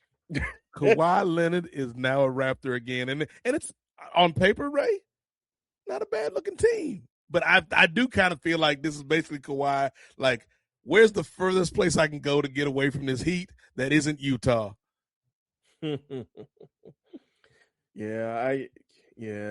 It's crazy. And it's like, are they really going to do anything? Because I think it's all going to mainly fall on the owner.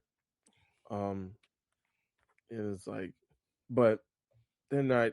I think I saw some people. I think it was Dan Lebitard. He was having a conversation with Pablo Torre. Mm-hmm. Pablo Torre been on their ass, man. Like, oh yeah. Like, as Kendrick Perkins would say, right? Yeah, he broke the story on Pablo Torre finds out, and he's been all over it. As Kendrick Perkins would say, Pablo Torre been on their ass. Like, prepare back pockets, Ray Williams. Yeah, he has been on them, but yeah, I think just the what's the owner's name? Saul. In Toronto or in L.A. In L.A. L.A. is your man Ballmer.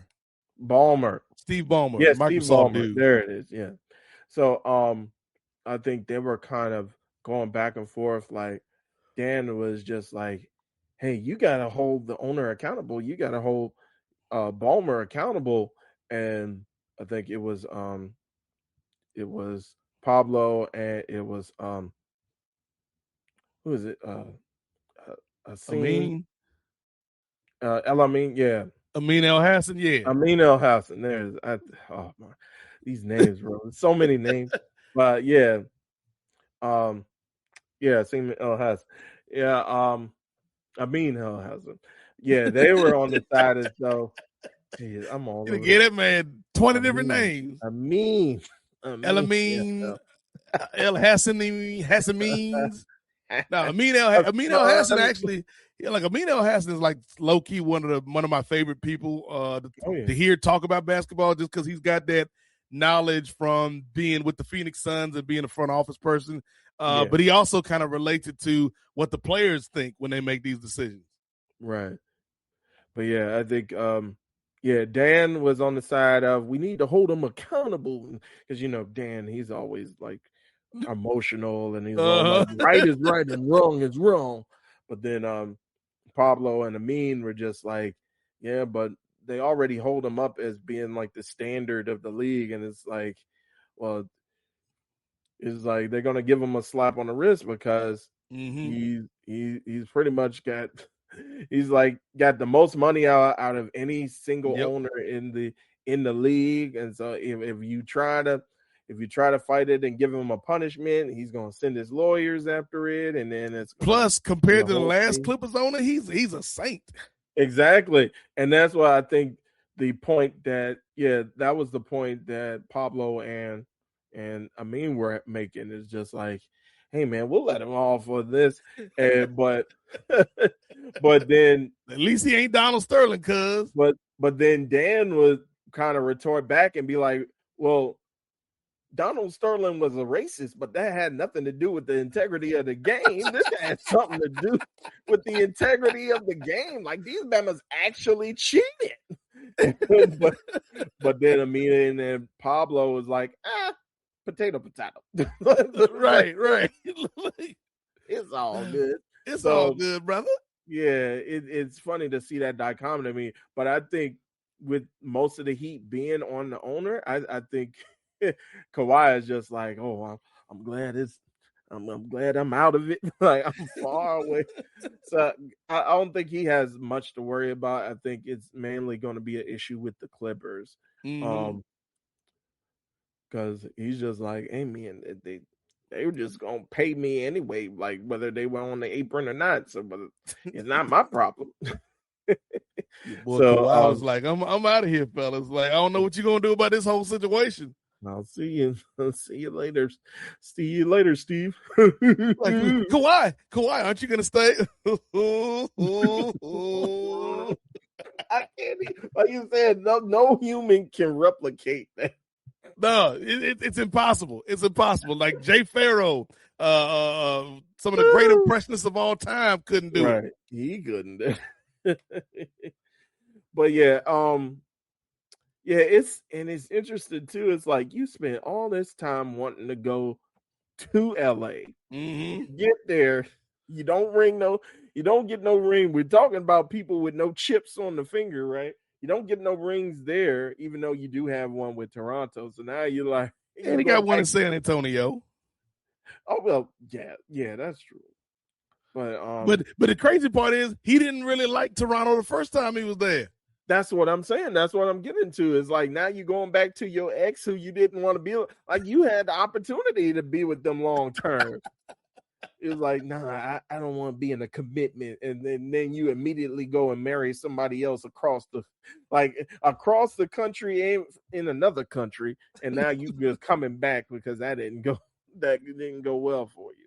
Because now the feds is looking around your marriage. You're like, you know what? I'm gonna go back to. I really love Toronto this whole time. Right. It's been a dream of mine to play with Scotty Barnes and them.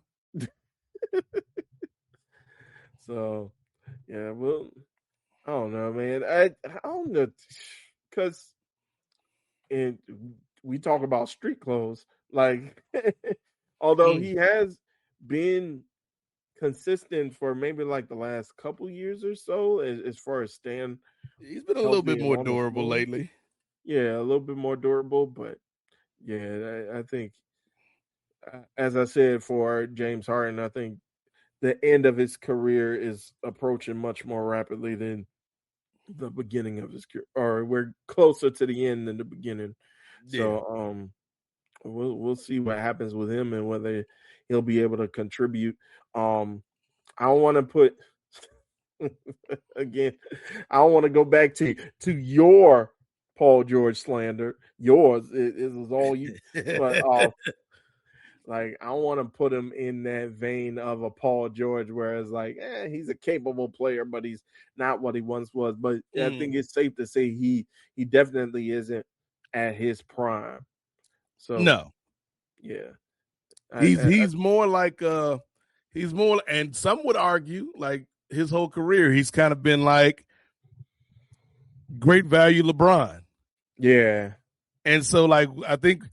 Even at this age, Kawhi is still a really good player, much like LeBron, but he's just not as good. Mm-hmm. Yeah, I think so as well. So we'll see what happens. A lot going on in the MNBA, Ray. A lot going on in the MNBA. Yeah, and by the way, DeAndre Ayton plays for the Wizards now, so whatever. Yes, and somebody break up the Wizards. They too tough now. They got Trae Young, they got a Frenchman. They got DeAndre Ayton, and they got street clothes. This is the Avengers, brother. A Frenchman. There you go. Your hate against France again. But no, because I'm trying to think like. Well, and you did get AJ. You got AJ this year in the draft. So yeah, I'm trying to think though. Why would you, unless you are planning? Because I've been hearing rumblings that the Wizards front office loves Anthony Davis, not Antonio Davis. I'm going back, but Anthony Davis.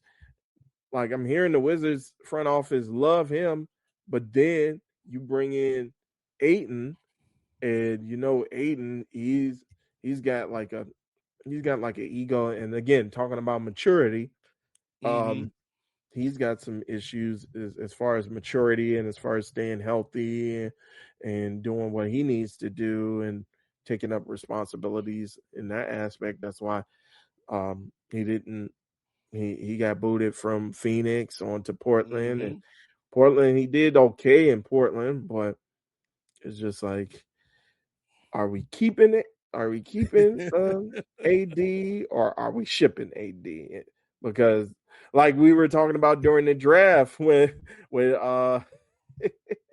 OKC picked up the center from Michigan, and they were like, oh, they're looking for Chet's replacement. So now I'm like, you looking for AD's replacement already?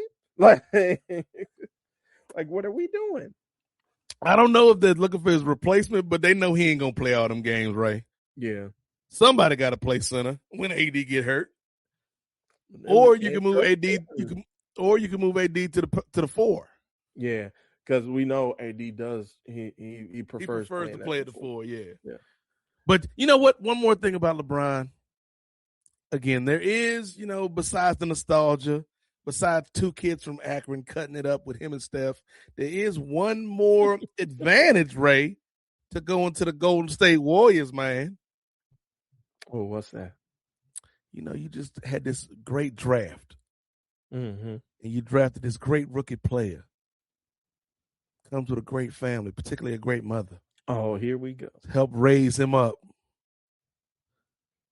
That might convince me to be a Warriors season ticket holder, Ray. I'm going to move across the country. I'm just going. I got to be there for LeBron's final season, Ray. That's the only reason I'm doing it. That's the only reason. Yeah, That's the only reason. I'm not just nobody's parents or sit next to nobody's parent in the family section. Like, how did he get here? Don't even worry about it. Don't worry about it. I'm with LeBron and them. I'm LeBron's cousin from Cleveland.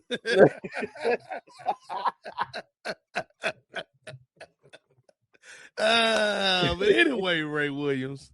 I forgot my boy's name. That's why I didn't mention his name, because I didn't want to mispronounce it, but I forgot my boy's name. Oh, yeah, I didn't forget too. I know it's like Yaha. Yaxel. My boy Yaxel. Yeah, Yaxel. Yeah. Yaxel Milton on these streets. Yeah. You ain't got to take my last name, Yaxel. Do what you want to do, brother. I just want you to be happy, Yaxel. It's about you, brother. Yeah. Your mother to be even happy. I did find out, all jokes aside, like, she's a cancer survivor. So shout out to her. Oh, shout out to her indeed. Yes. They had like, they do have a fascinating story. All thirst aside. But speaking of thirsty, Ray, the people been thirsty for months because we ain't hit the music for him one time. So Ray, let's go from the MNBA to the W. Hit the music, brother. Hang on.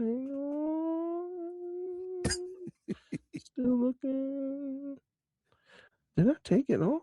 I didn't take it off. Wow, the patriarchy. The misogyny, Ray. You got rid of the WNBA intro music? No. Oh, here we go. All right. Ray, let's go from the MNBA to the WNBA. Hit the music, Ray Williams. It's time to talk about the fastest growing sports league in the world today. Welcome to the W. It's the WNBA Spotlight, presented by the Kings of Sport. Hey, ladies in the place, I'm calling out to you. Never was a city kid, you were answer one.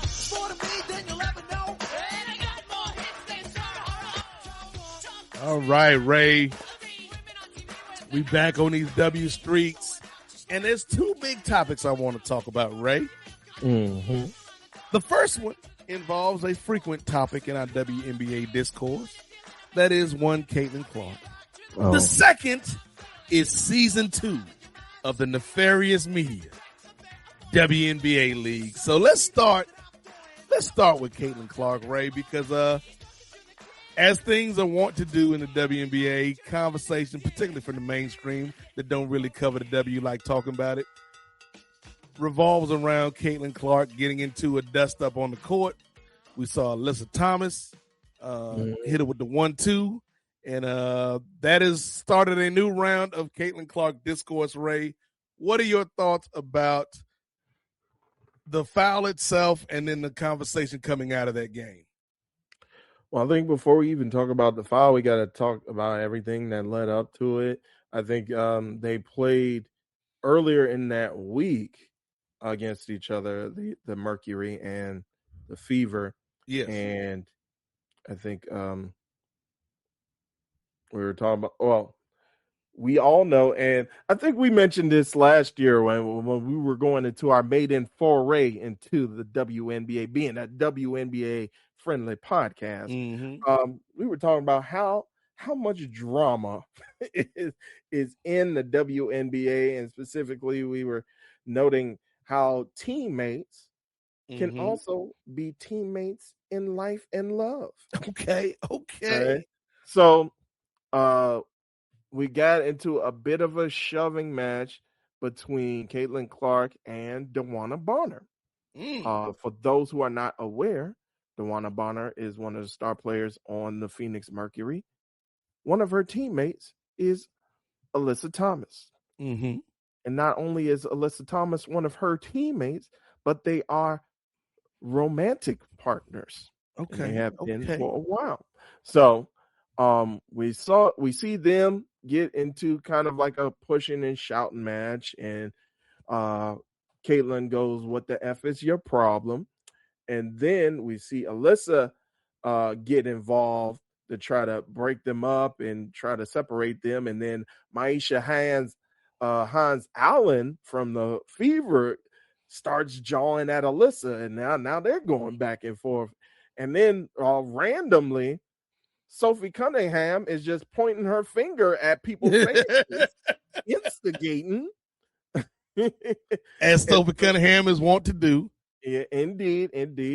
And so we got like this big pull apart reminiscent of when baseball players have like a big hullabaloo when they all run to the mound and they all about to get into it. It was similar to that, but it didn't get to Malice at the Palace levels, thank goodness. But everybody got separated and fouls and texts were issued out. And so we thought, all right, maybe everything has settled on. So fast forward into the second game that they played. I think Caitlin has the ball. I think Alyssa Thomas is trying to play defense and strip the ball. Caitlin slips and falls, Thomas comes down, and as she's trying to strip the ball, she comes down. And if you put the video on pause, brother Nate, then yes, it does look bad if you pause it right there. And her fist and her wrist are against the neck of Caitlin Clark. So it does look bad from that point. But then if you play it in full speed, brother Nate, she's going for the ball. It looks like she's just falling, trying to brace for impact, and her hand just happens to be on her neck, but it was like for a split second. And then she's not even looking to place her hand down. So it's not like she's intently trying to like punch her or mush her with her fist. Right. So they did not call that foul at the time, but after the game, the referee committee ends up issuing a flagrant foul after the game to Alyssa Thomas, and she was suspended for a game because of that particular action. And so, like you said, there are a lot of people who are only Fever fans because of number 22, and they are of the fairer complexion. Who, of course, they got to bring their capes out, brother Nate, and they're like, "Oh, this," especially a gentleman who we mentioned on the parlay not too long ago. Again, living up to his name and pretty much giving up the game in Boomer Esiason. And, and he's essentially asking for the WNBA to have special treatment for Caitlin Clark since she's one of the star players and, as he put it, quote, a straight white woman, quote. So now you're just giving up the game. Like, all right, now you're just going straight into the racism. You were dabbling with the racism, right? Abdul Carter and Jackson Dart, but now you just going fully race. And again, I will not claim you as a fellow Terrapin anymore, Boomer and Science. Also, Sabrina Ionescu sitting there like, what about me, Boomer? Exactly. What about me, dog? So I like men's. So that's pretty much the I like men's. I like men's. Men. I'm not gay no more. So then fast forward, I believe it was a couple days ago. It was either yesterday or no, I think it was around Wednesday or Thursday. And Clark came out because she has been suffering from a back injury, so she has not been playing for the last few games, and she will not play tomorrow. But yeah, she really didn't hurt my fantasy team. I'm disappointed in you, Caitlin. You gotta suck it up, dog. Why couldn't you get hurt when we were playing? But you gotta suck it up, dog. Put some Novocaine. Like, don't get what's your name? What's his? The one who was getting like a shot and then got jabbed in the liver, like Tyrod Taylor. Yeah. Don't get his doctor, but get somebody else. Put like some Novocaine or something in your back. You'll be all right. you can make it to what the All-Star game is like the 25th, right? Yeah. More weeks in you, Caitlin. Come on now, tough it up, Kate. But she actually came out to speak with the media, I believe, again on either Wednesday or Thursday, to address the issue. She felt that the call for the flagrant foul was justified, but she also feels as though the officiating needs to be better as a whole, which I agree with. And she also mentioned that no one deserves to get treated with any type of hate or vitriol on my behalf or any other person's behalf. Like, she does not stand for other players receiving hate, receiving death threats and all that stuff. So it's good that she's standing up for that again, especially with with her fan base in particular. Right. And then she did clarify that she will not be playing on Sunday coming up. So that's pretty much That's pretty much the story of the ever evolving cateration and holleration all up in the dancery. So Ray Williams, here's the thing. I mentioned Caitlin Clark is, one of the team captains of my team, in our fantasy league. So I expect a lot out of Caitlin, man. And I think she said the right things at a press conference, but again, it always feels like she is reacting to these things instead of being proactive. And I wish that's the one piece I wish that we would have seen from Caitlin, not just this season, but like going back to the first season.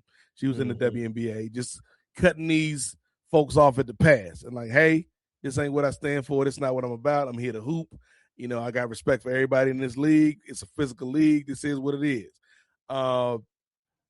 And so when she doesn't say that, it gives folks time to run with theories. And like you've seen online and social media, like people saying like this is equivalent to Eric Garner or George Floyd, which is just stupid and ridiculous and racist. And it's like, like was it a foul? Absolutely. Was it a flagrant foul? Your mileage may vary on what a flagrant is, particularly in this league, where one of the hallmarks still, even though they're trying to get it out of the league a little bit, Ray, is this is a very physical league. Like this is the most 90s basketball you will find unless you go in a time machine and go back to the 90s or just turn on some 90s basketball clips on YouTube. This is the most 90s basketball you will see out there that's being played because the NBA don't even get down like this anymore. The NBA has kind of legislated all of that toughness out of the league to a certain extent. But in the W is still part of what goes on a nightly basis. Like we've seen Angel Reese take hard fouls. We've seen Paige Beckers take hard fouls. Like we've seen all these players take hard fouls, and it is what it is. But with Caitlin, it's different because of the baggage of the fan base that she brings with her. And that's not her fault. Like, we've said time and time again, Ray, we respect Caitlin, man. Like, she a dog. We love what she brings to the game. Right. But there are a lot of people that say they're supporters of Caitlin Clark who do not care about women's basketball, who do not care about women's rights, who do not care about women's sports, who do not care about gay folks, who do not care about black folks. And they use Caitlin as an avatar for they hate so they can get their takes off. But then you've also got people in the media, particularly men like Stephen A. Smith or Emmanuel Acho, who are still being educated about this league and don't know how to talk about these topics. And so that like adds flames to the fire, if you will. My big thing with Caitlin, though, is you got to check your peoples. And I'm not just talking about her fans. You got to check your girl, Sophie Cunningham Williams, over there on these streets. Because Sophie be stirring up the pot on the court and in the social media space. And so, like, I think Caitlin's trying to walk a very fine line where she does have this big fan base, Ray, and she is a very influential player. But she doesn't want to alienate her fans, but she also doesn't want to co-sign everything her fans says or fans say. And so it's kind of a weird place that she's in. And I feel like if she had kind of come out on the front end and said what she's about, then maybe that would have nipped some of this in the bud. Yeah, I think so too. And like like you mentioned, she's always on the reaction tip and never getting proactive and ahead of everything. And then a lot of this, like, we know, Caitlin, you ain't got to lie. We know you be flopping. And so and we know that you exaggerate things. So we know Thomas' hand wasn't on your neck like that, but you were just playing it up to get the call. And so, but yeah, I just think, should she have put her hand on her neck to even brace herself? I think that was out of the way. But like you, do I think there were other body parts you could have used to get yourself up, ma'am. Right. Or why not my shoulder blade? Yeah. Put the hand, like your hand is that much closer to the flow. You ain't right. Use the floor. Use the inanimate object. Right. But do I think it was a flagrant? No, I don't think it was a flagrant. But like you said, it's just a lot of people operating out of bad faith. You got the Dave Portnoys of the world who operate out of bad faith, and who don't really care about the sport in particular, but in your eloquent wordage, use it as an avatar. Use Caitlin as an avatar to espouse some of like the worst ideas possible about the sport. So, hopefully this gets better because there are a lot more hateable people in the league right now. They're spectacular players like Olivia Miles, who's just coming off the bat, like coming right out of college and just taking over the league. And like she was like, hey, Fee, you don't even got to come back right now. It's my team now. See, I'm the captain now. I call Olivia Miles. I call her Moon Girl because she looked just like the Marvel character Moon Girl, who like one of the smartest characters in the Marvel universe. But the Minnesota folks, they started calling her the Spectacle because of the glasses she be wearing on court. Yeah. And I'm like, that's a cold name, the Spectacle. Like, yeah, it got double meaning to it. I like it. But then, like, even her, she be jawing at people and then try to get on the post game press conferences to be like, well, I never started. But there's like this brother I forgot his name too, but I started following him because he's been keeping up with WNBA, and I just love his take on things. He looked back on it and it was like, wait a minute, you said you started, but then when you joined at somebody, like I think it was JC Sheldon, she called her a BA in ninja. It's like JC ain't got nothing. It was like, please don't call me that. That's all she said was, please don't call me that. And Olivia just kept calling her that. And it's like, you know what? Like, I mean, one of the rare times I will agree with Sister JC on this one. Like, you call me a lot of things, but don't call me that because I don't want that word associated with me because somebody might read into it the wrong way. Exactly. And I can't tell you. All I can say is, please don't call me that. And right. I can't even say what you called me now, huh?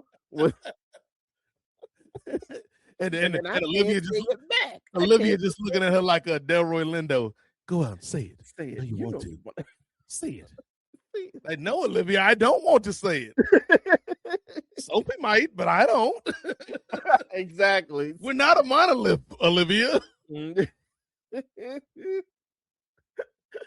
So, yeah, but I think there are players who are out there that kind of had the chip on their shoulders as well. And honestly, Ray, Caitlin, I think she may grow into it, but I think the time right now is past for what I wanted to see Caitlin do, which was become the new DT. Like, we hate you, but it's a hate based out of love and respect.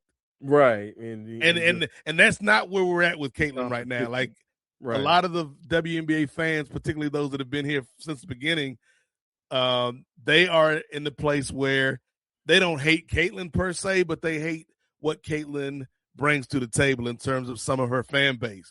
And so it's not a fun kind of hate. It's not a hate where, like, when we used to hate on DT was in on it, and it was fun. And it was like, kind of like hating Bill Laimbeer back in the day. It was like, oh, man, I hate that SOB Bill Laimbeer. And he's like, I know you do. Or Christian Layton or somebody like that. But you love to hate him, and they played into it. Like, that's kind of where I wanted to see Caitlin get to, but I don't think she can until she get rid of some of these fans. Yeah, I totally agree with you. And I think the way that her fans see her, I think is a way that the rest of the league sees a Paige Beckers. Where they're like, no. Talk about Uncle Niecy. It's like, this girl is the truth. Like, you were mentioning Diana Taurasi.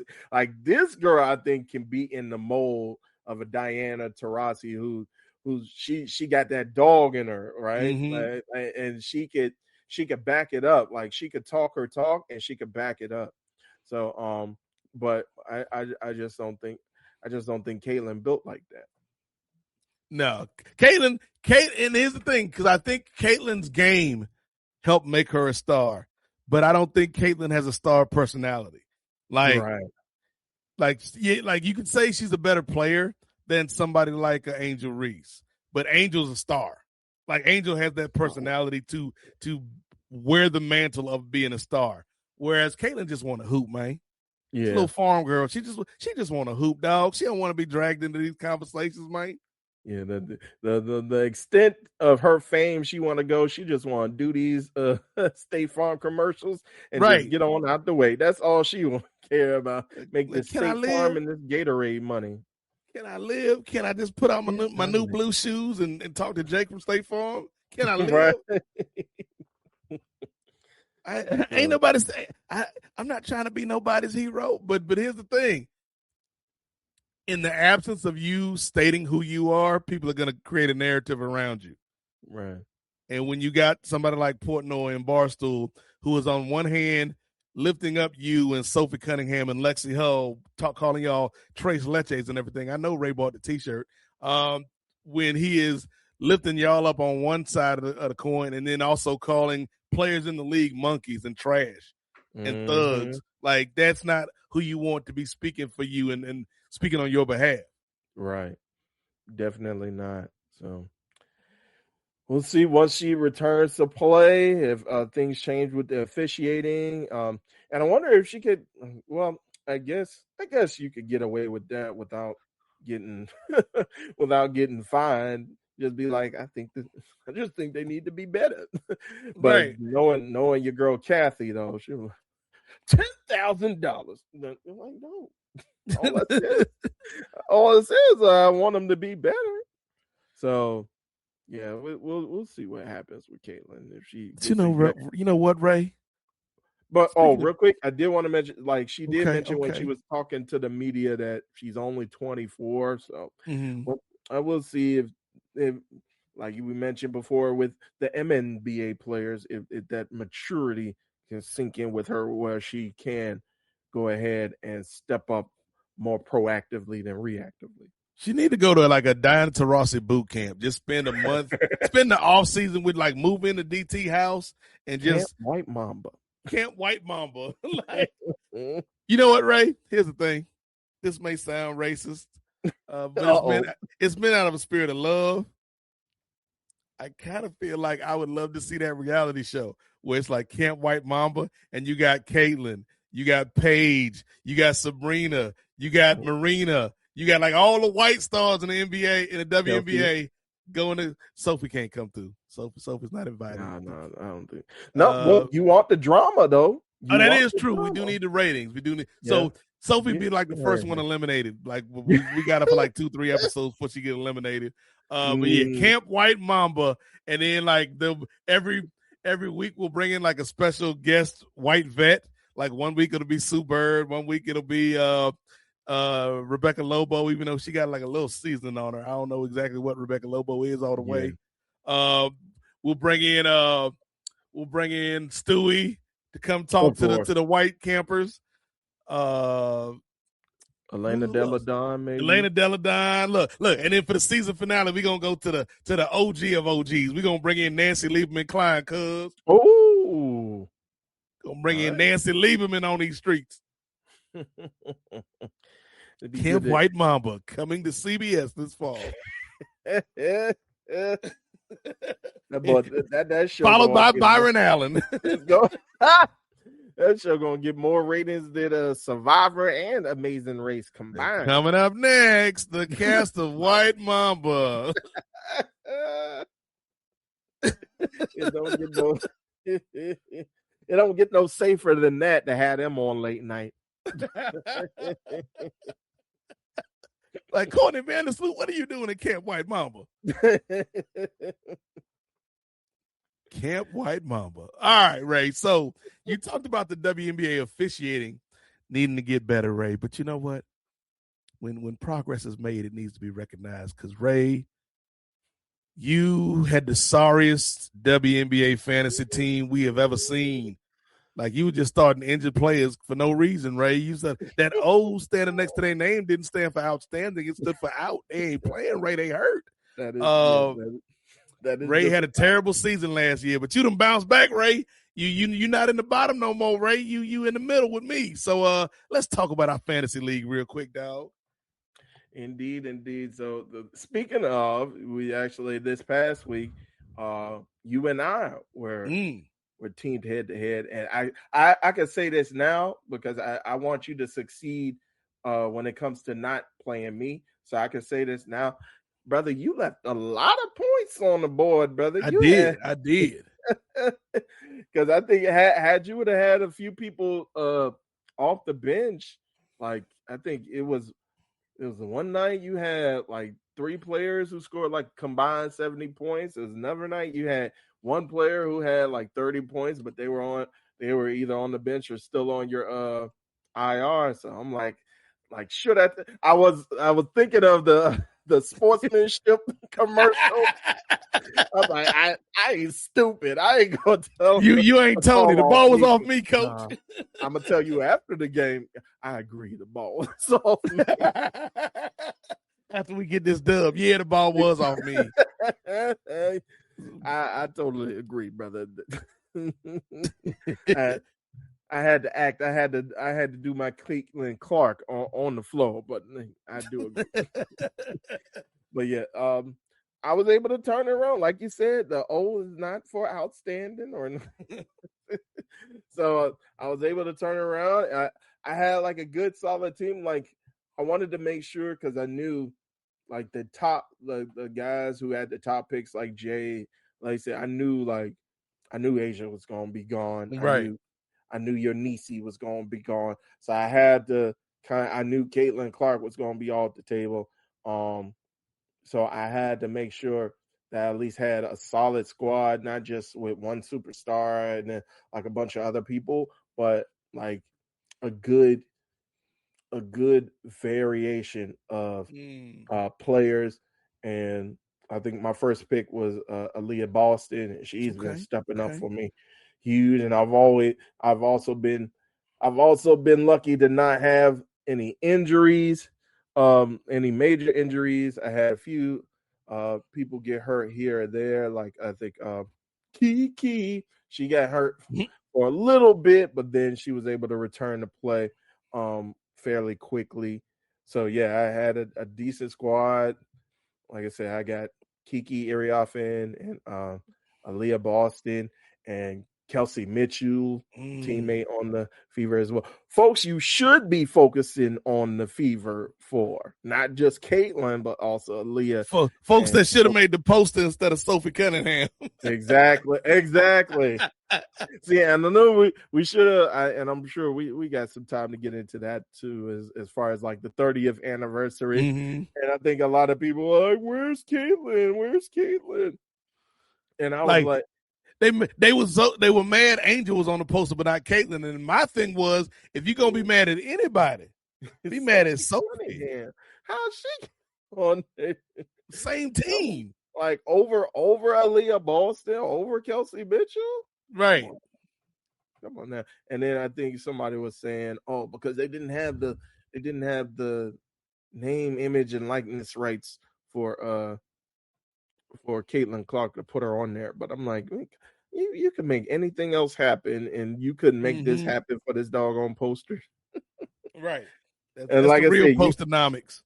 Yeah, that's crazy. But yeah, I got Kelsey Mitchell and Aaliyah Boston along with Kiki, and then I was able to make some moves during the season as well. There's some people who were coming out here who I didn't even really know of like that.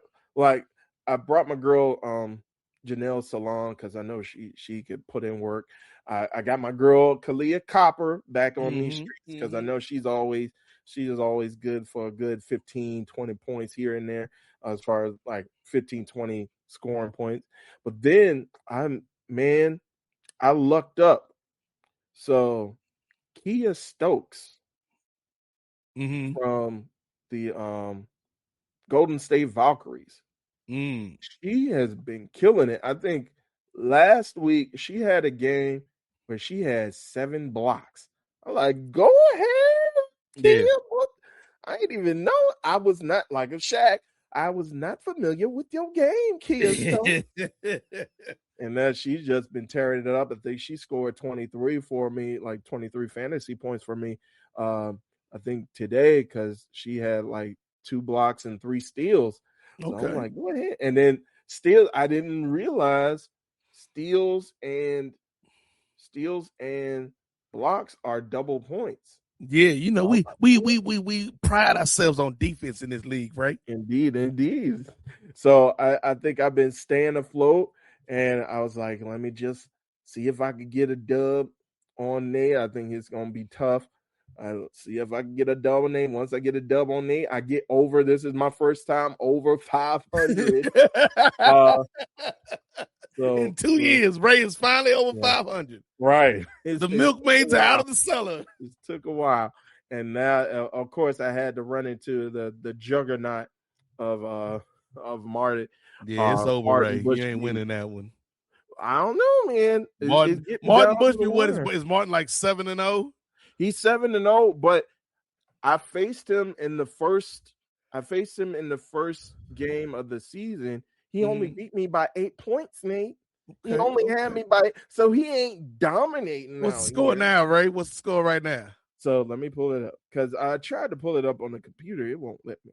So let me pull it up on my phone. Man, Martin Bushby, reigning league champion Martin Bushby. Indeed. Like he's been keeping up. All right, so he is in the league 202 to 183. Okay. He still has 2 players to play tonight. Sarah Ashley Barker, and she looks how that name sounds. Ashley with 2 E's. All right, so I don't think she. Well, let's see. She averages 21.8 fantasy points. So she decent. She might do something. And then we got Megan Gustafson. Again, sounds like you would imagine, but 19.7 points. And they talk, you wanted me to change my name to the Milkmaids. This brother Martin. All right. So yeah, he's got Sarah Ashley Barker to come up to play. He's got Megan Gustafson, and he's got Ezzy Magbega. And she has 15. She's averaging 15 fantasy points. So I only had 2 players because I was silly. I traded I didn't trade. I dropped Nas Hillman. Even though she was playing, I should have kept her and then dropped her for tomorrow, but I wasn't thinking like that. But I had my girl Janelle Salon and Kia Stokes, both from the Valkyries. So Janelle Salon, she scored 19 fantasy points, 14 points, 2 rebounds, 1 3-pointer made, or 3 3-pointers made. So, and that's another thing. I didn't know that you get extra points for 3-pointers. So I was like, all right. And then, like I said, Kia Stokes, she was all around, like spreading out the stat sheet. So she had 5 regular points, 2 blocks, 3 steals, like I mentioned, 1 assist, 7 rebounds, and 1 3-pointer made. So she got 24 fantasy points altogether. So I knew today I'm probably going to get blown out a little bit today. Ejectocito, cuz. But tomorrow, I was gonna make a Sophie Cunningham joke there, but I'm refraining, Ray. I'm refraining. But tomorrow I have 5 players playing to Martin's 1 player playing. And that's where I have my fever duo of Aaliyah Boston and Kelsey Mitchell playing, as well as Isabel Harrison, who's been cooking for the Toronto Tempo. She's been cooking, averaging. That's another sneaky pick that I saw she was available. I was like, oh, let me go ahead and pick her up. No, I think I drafted her. When you talking about cooking, Ray, I think that may have been my biggest mistake this season. So yeah, a you let me talk all blockbuster trade. Uh-oh. Blockbuster trade. We sent Marina Mabry to Steve Willie, and Steve Oh. Willie is currently second in the league right now. See? And this was before she had her 53-point game. It was like 2 weeks before she started going off. And like, damn. Well, the reason we had to trade her, Ray, she kept going on streams talking about the franchise. Her and Caitlin didn't see eye to eye, So I tried to get what I could. At least I got more back than the Celtics did when they traded Jaylen Brown. She was filling up the crash out jar. Yeah, the crash out jar was full. I was like, you know what, Marina, you need to leave. You need to leave. All right, but yeah, all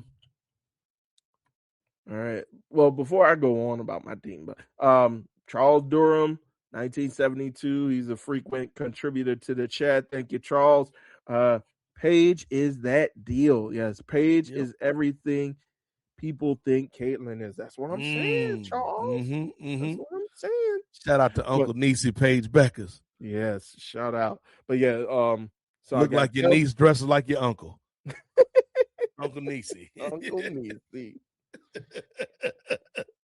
Like Big Wool, both your father and your daddy, or your uncle and your daddy.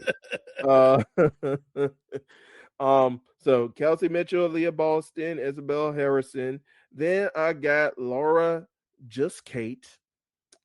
She's decent off the bench. 18 averages 18 fantasy points. And then I've just picked up another Fever player, not Sophie Cunningham.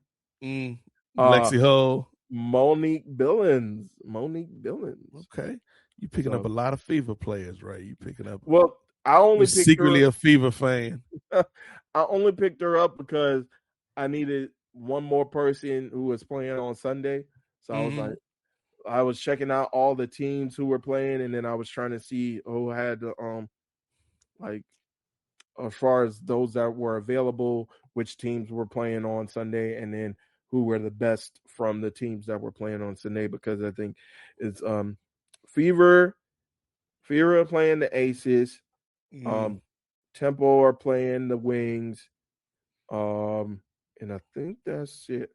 So from those 4 teams, I was trying to see who had the highest scoring people, or the highest scoring players out of those who are still available for free agency. So I was trying to make something happen. So interesting season so far, Ray, because your boy, I don't know what's going on with your man Justin out here. Yeah, that's what I'm thinking. Like him and poor Mama Shark, Vanessa Shark.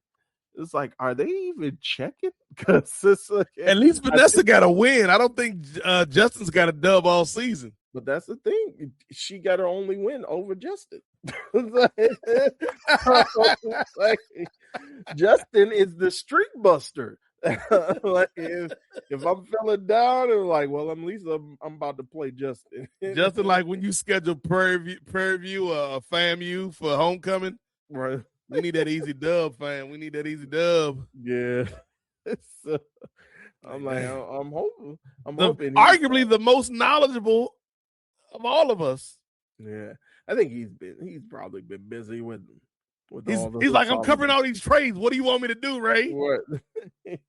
I ain't got time to set my lineup. You just gotta just push it on Sunday. Just push quick lineup on Monday, brother. Right, that's just quick lineup. One day. It's unless somebody get hurt like in the middle of the week or something, you straight. Just quick lineup, your best friend. It really is. And that's another reason why I'm off to a decent start. Like every Monday, I'm like, let me get on this quick lineup. That's all I've been doing, Ray. Like outside of the trade that I made with Steve, I just been hitting the quick lineup. And for the most part, like I said, man, I'm like right behind you in the standings, but it's like right. I'm still in the hunt. Yeah, but like I said, like you had somebody. Who did you have who was on IR, who was healthy during our game? Let me go back. Let me see league. Let me pull this. Again, I wish I could pull it up on. Let me look at the schedule. I wish I could pull it All right, so You know, I got to keep my players on a minutes restriction, Ray. You know, we keep them healthy for the playoffs. all right, let me see. Keep them healthy for the play. She was All like, right, but I'm healthy, coach. so let me see. I'm gonna go back to the start of it. All right, so Monday.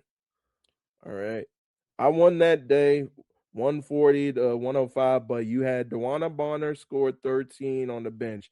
Jordan Canada had 31 on the bench. Your girl Okot from Medina. South Carolina, Medina Okot, now part of the Dream. She had 25 points on the bench. And then this girl, Maddie Segrist. Yes. Yeah. That's my diversity hire. Your diversity. Your one milkmaid. Her and Caitlin. That's my two diversity hires. But yeah, so that was 40, 53, 78 points you had sitting on the bench, brother. I On that blew Monday. your ass out, Ray. Ejectocito, cuz.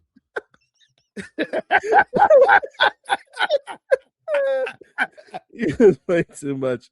And then again, but I think, you could still, let me see. Could you have gotten them all in?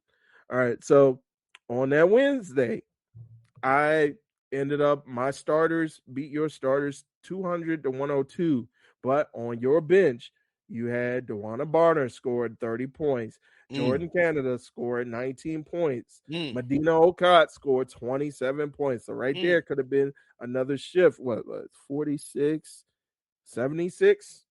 You could have been a lot closer. And then let me see. So I'm telling you this now. So fix your roster now. Right.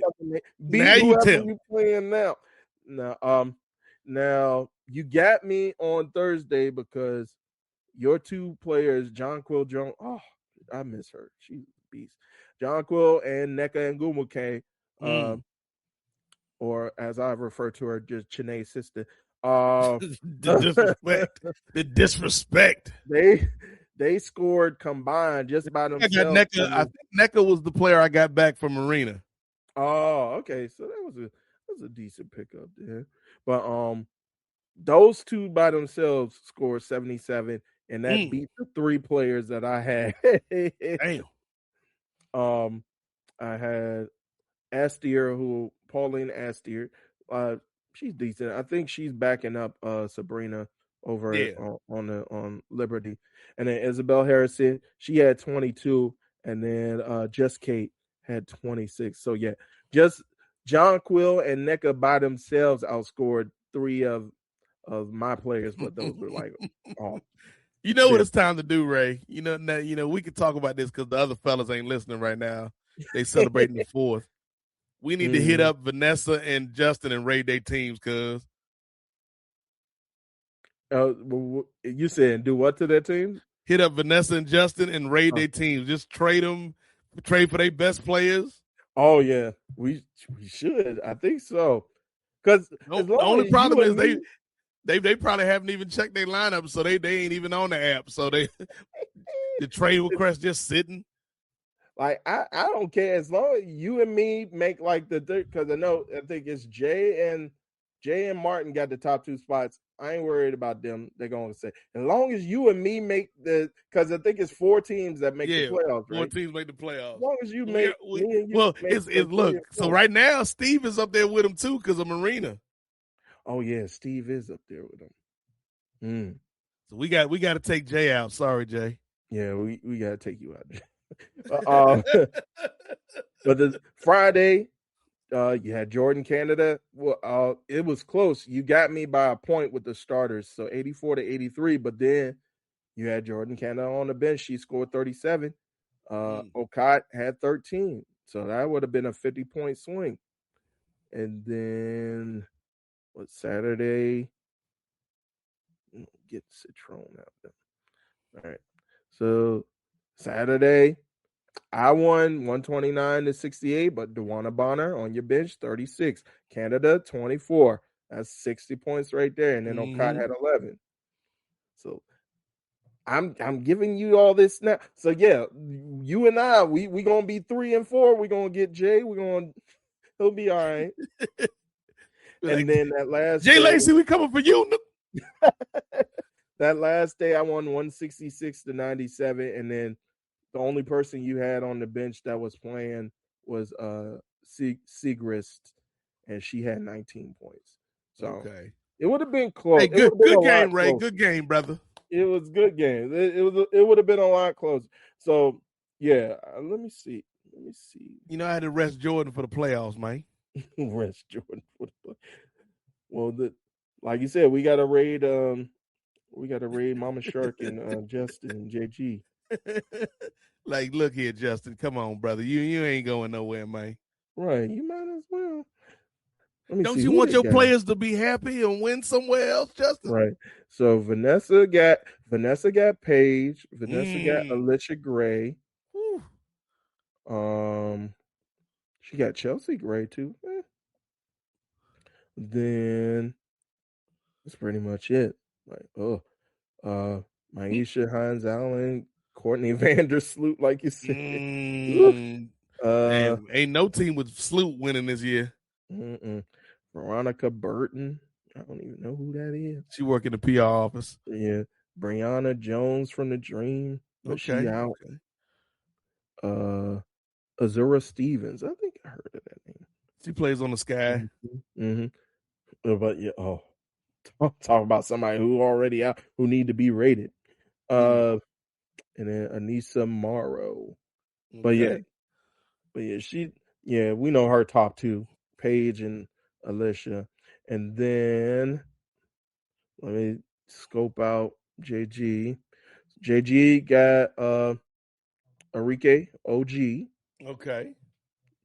Big OG. Big homie OG. And then Odyssey Sims, but like, who's this? Bridget Carleton. Okay. She's respectable, 25.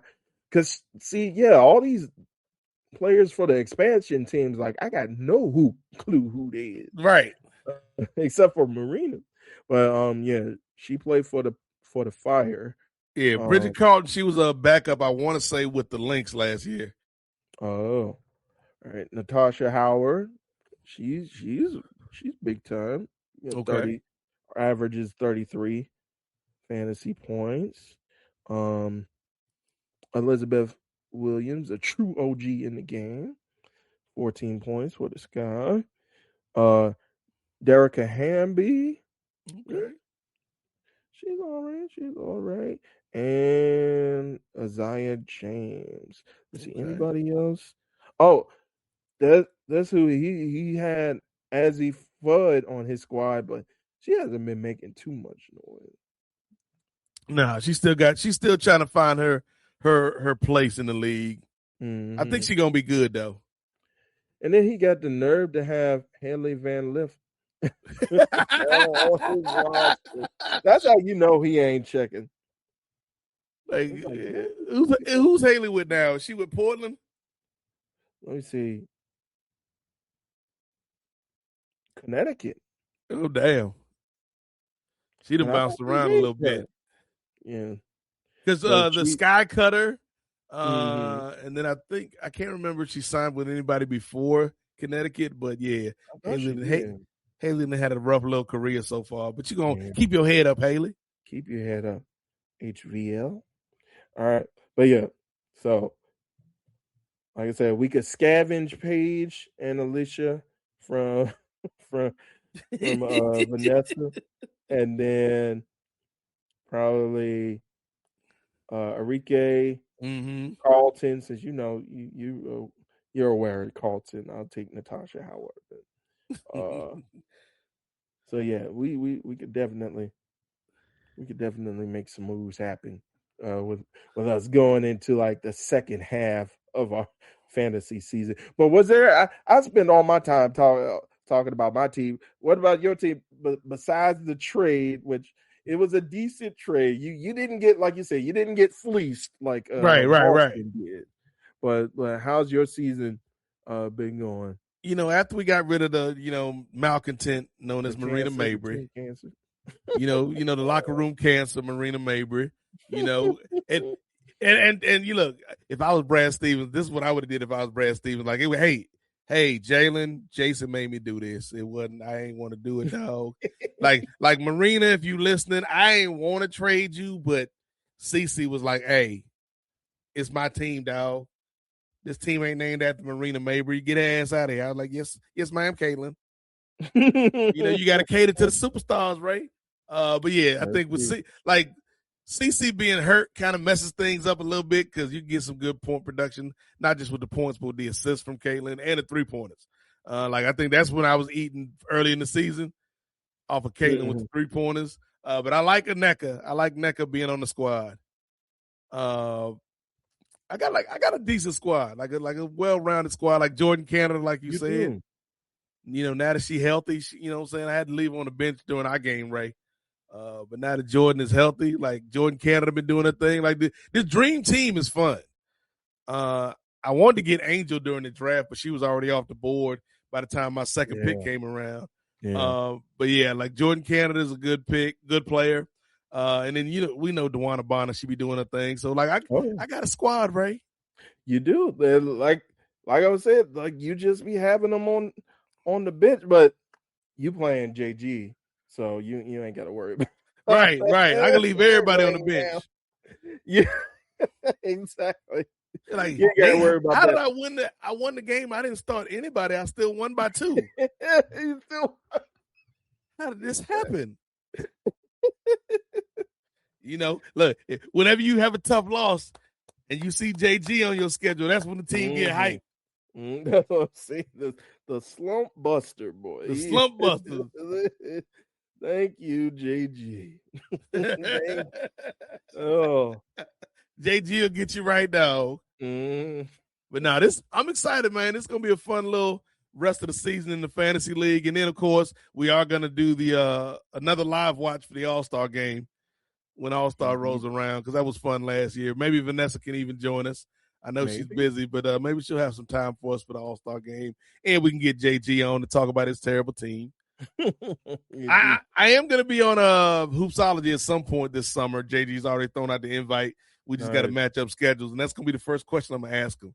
Like, he's going to be like, Nate, what do you think about LeBron going to – because I'm sure LeBron will have made his choice by then, his decision, if you will, right?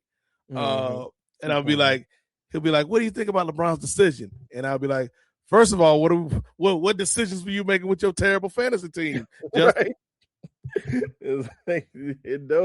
And tell him, don't take it seriously now. Don't be like Ray from last year and take it seriously and go on a run. Don't be like that. Don't be like Ray. L's. Ray sitting at 1-5. Then he want to start playing. I'm gonna try hard now, fellas. I finally figured it out. Man, I just started knowing how to play the game like 6 weeks in the game. I was like, oh, that's what you do. So that's what the auto lineup is for. I just click this button and then it puts in all the players that can start.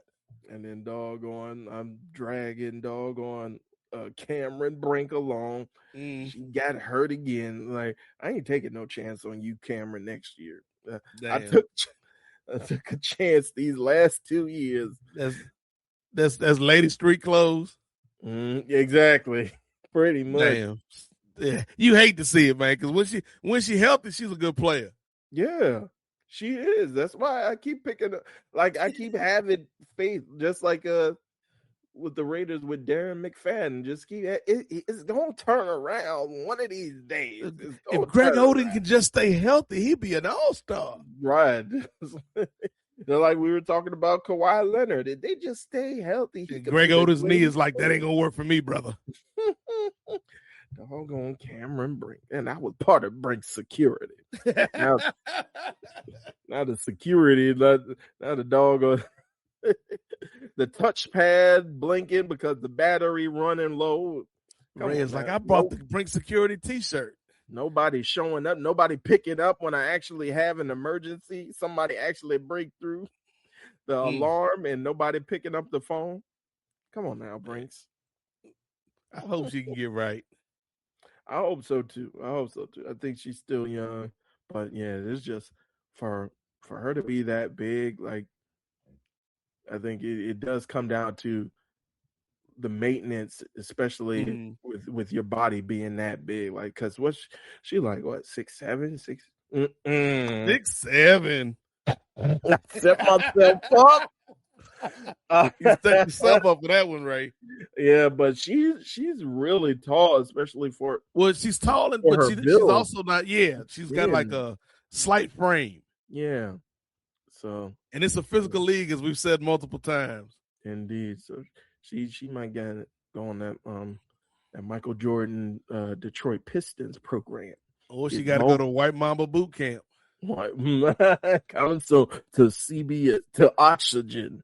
Coming up next, Cam Brink. Byron Allen, he'll be the host. He'll be the host of White Mamba Camp. White Mamba. DT, what are we going to do this week? Go ahead, book it, CBS. Book it. Like Haley Van Lith, how did you get here? I just kept walking, and eventually I just ended here at White Mamba Boot Camp. Just kept walking.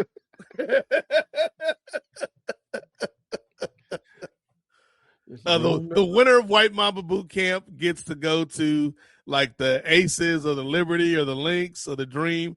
The loser of White Mamba Boot Camp has to go to Connecticut. Oh, I knew you were going to say that. I knew you were going to say Connecticut. As long as they're still there. Yes, but it's, until they go to Houston. Houston, right? But yeah, I think, like you said, I think you and I, if we could get in that top four, then we'll be all right. But we know it's like going down, Jay Lacey. It's going down, brother. Yeah, I think we know the Hammers. Like you said, Steve made tremendous leaps, and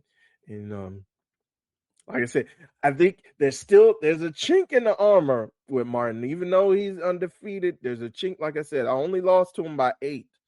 Martin trying to go back to back, Ray. And I think I could get him. I think I could get him tomorrow. I think I should get up on him. So and somewhere Martin's sitting laughing in his house right now. Oh, Ray, you're so silly, my friend. Yeah, and he just signed somebody for free agency that gives him 40 points. I will be the 1-7-1, brother. You're going down.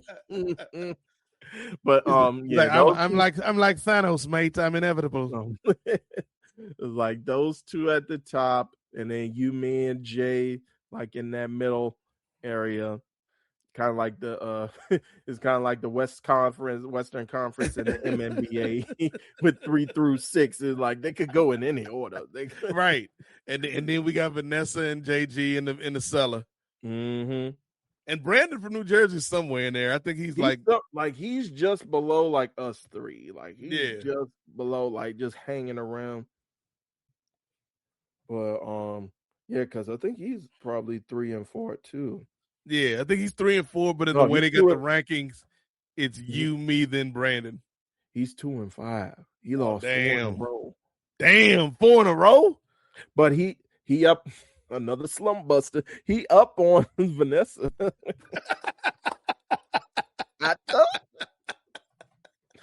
Damn.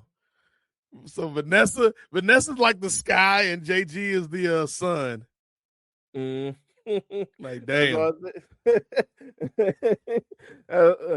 It's like those two is like when I saw them play like going against each other, I was like, someone's O must go. Like someone's O must go. And that just happened to be Vanessa on that right week. I'm glad it was Vanessa, because like we can't have because I think she finished last year. Yeah, the only woman in the league can't finish last twice. WNBA. Yeah, we can't do that. So Justin had to bite the bullet on this one. But yes, that is our WNBA talk, man. A fun season. Indeed. Controversy is always in the W, but I'm looking forward to the All-Star break, Ray. Yeah, same here. Like I said, they will be playing on July 25th, so definitely going to be tuning in. Like you mentioned, we're definitely going to run it back with that All-Star game watch, that live watch, and as well, I don't know. See, I'm not gonna say it. I'm not gonna say it around you because then you Go ahead. Draft yourself into another live show, right? Go ahead, do it, player. I don't know. All-Star Saturday night. I don't know. We'll see. Go ahead, Ray. We'll Ray, see. you heard it here first, folks. Nope. WNBA All-Star Saturday night, promises. brought to you by the Nefarious Media Network. Sign up to Patreon so you can join us on the live stream hosted by none other than Two-Way Ray Williams. We'll see. We'll see how I feel. It's still, well, we got like 3 weeks. We'll see how I feel. We'll see how. That All-Star Friday night it would be because I think the game is on Saturday. So. Okay, Friday night, Ray. That's what I'm talking about. That's going to be a good show. I can't wait to watch it. All-Star Friday night. Not be a part and not join. I'll send you a comment in the chat. Like, great job, Ray. Watch for like the first 30 minutes. Like, you doing a great job, Ray. Keep it up, brother. I appreciate that. I'm pretty sure I'll probably be the only one here too. just be you and Martin Bushby may show up after he defeats you. Nope. I'm here to join the live watch, Ray. We're supposed to be together. It's supposed to be you and me, man. We're trying to make it 3 and 4. We trying to create history here. But hey, you know what, Ray? Look, I'm rooting for you, Ray. I'm rooting for you. It's just, I already put down $20 on Martin Bushby on DraftKings, man. He a beast right now. Don't be like Malik Beasley. The head coach of Nate's fantasy WNBA team, Chauncey Billups, has been indicted again. Again? Like, damn, Tiago Splitter, come on, dog. You got to coach now, Tiago. All the time I have to follow the Chauncey. Did you see that man, Malik Beasley? He online talking about, please keep me prayed up, y'all. Keep me lifted. He already know what's coming. He gonna be in jail for a long time. He gonna be lifting you up in the jail. Like the next time he might get some fresh air will be at the next Centennial, Ray Williams. He gonna be. Oh no! Don't do that to him. Like, hey, Malik Beasley, you free so you can celebrate America 300. King Trump has given you a pardon. King Trump. Like, damn, I don't like this timeline, Ray. I don't like it. Will Trump make it? I doubt Trump will make it, unless we're talking about one of his boys. I mean, shoot, he might. He's like, I'm gonna put my brain in Eric's body. I'll always be around, but with the new body. I asked Ivanka, but she said no. She didn't want to do it. But anyway, Ray, let's stop talking about this terrible man and JG's terrible fantasy team, and let's wrap things up for this edition of the Kings of Sport, man. The 4th of July edition of the world's most dangerous sportscast. Any final thoughts, Ray? Anything you want to say about America before we get out of here? All right. Well, happy birthday, America. America. Yeah. Happy birthday. Like I said, we can still, just because we might have some critiques of it does not mean we don't want to see our country succeed. It just means we want to see it do better, y'all. So for those in the chat, keep your Twitter fingers to yourself. But yeah, always a pleasure talking with you, Brother Nate. But yeah, it's just we're all united. We're all united in this country and on this planet, especially when it comes to the World Cup being concerned. We're all one planet. So we're all one world. As the Black Eyed Peas once said. So let's stay united and forever digital media. Forever. Digital media forever. I don't care what you say, PlayStation. We were supposed to talk games. So real quick, Ray, on this topic, the news about PlayStation going strictly digital in 2028. What do you think about that, brother? Yeah, I had conflicted feelings for on the one hand, like I don't even have a PlayStation 5. Like I know you do. You talk about I don't even have a PlayStation 5 like that. I'm still on the PS4 and we talked like as we were preparing for the show today, like I usually wait for the next generation to hit before I get the current gen. So I was waiting on, like you were saying, waiting on the P7 before getting the P6. Like I was waiting I was waiting until the P6 come out before I got the P5. But now things are going on as far as the cost it takes to even build the systems, and then for the first time in the history of the industry, instead of the prices going down on consoles, the prices are going up on consoles over time instead of decreasing over time. So for one part, like that sucks as far as digital media pretty much taking over for like the current and future generations. But on the other hand, like I'm on this retro game trip because I still got my discs, and I know I know that things are probably going to go up, especially when it comes to the value of PlayStation games from 1 through 4. So yeah, I'm just trying to keep my games until 2028, and then I'm retiring. You know, hey Ray, hey, if you're interested, I got a copy of Altered Beast. I'll sell you for a quick $100. No, I'm good on Altered Beast. On the Sega, nah. On the Genesis, nah, I'm good.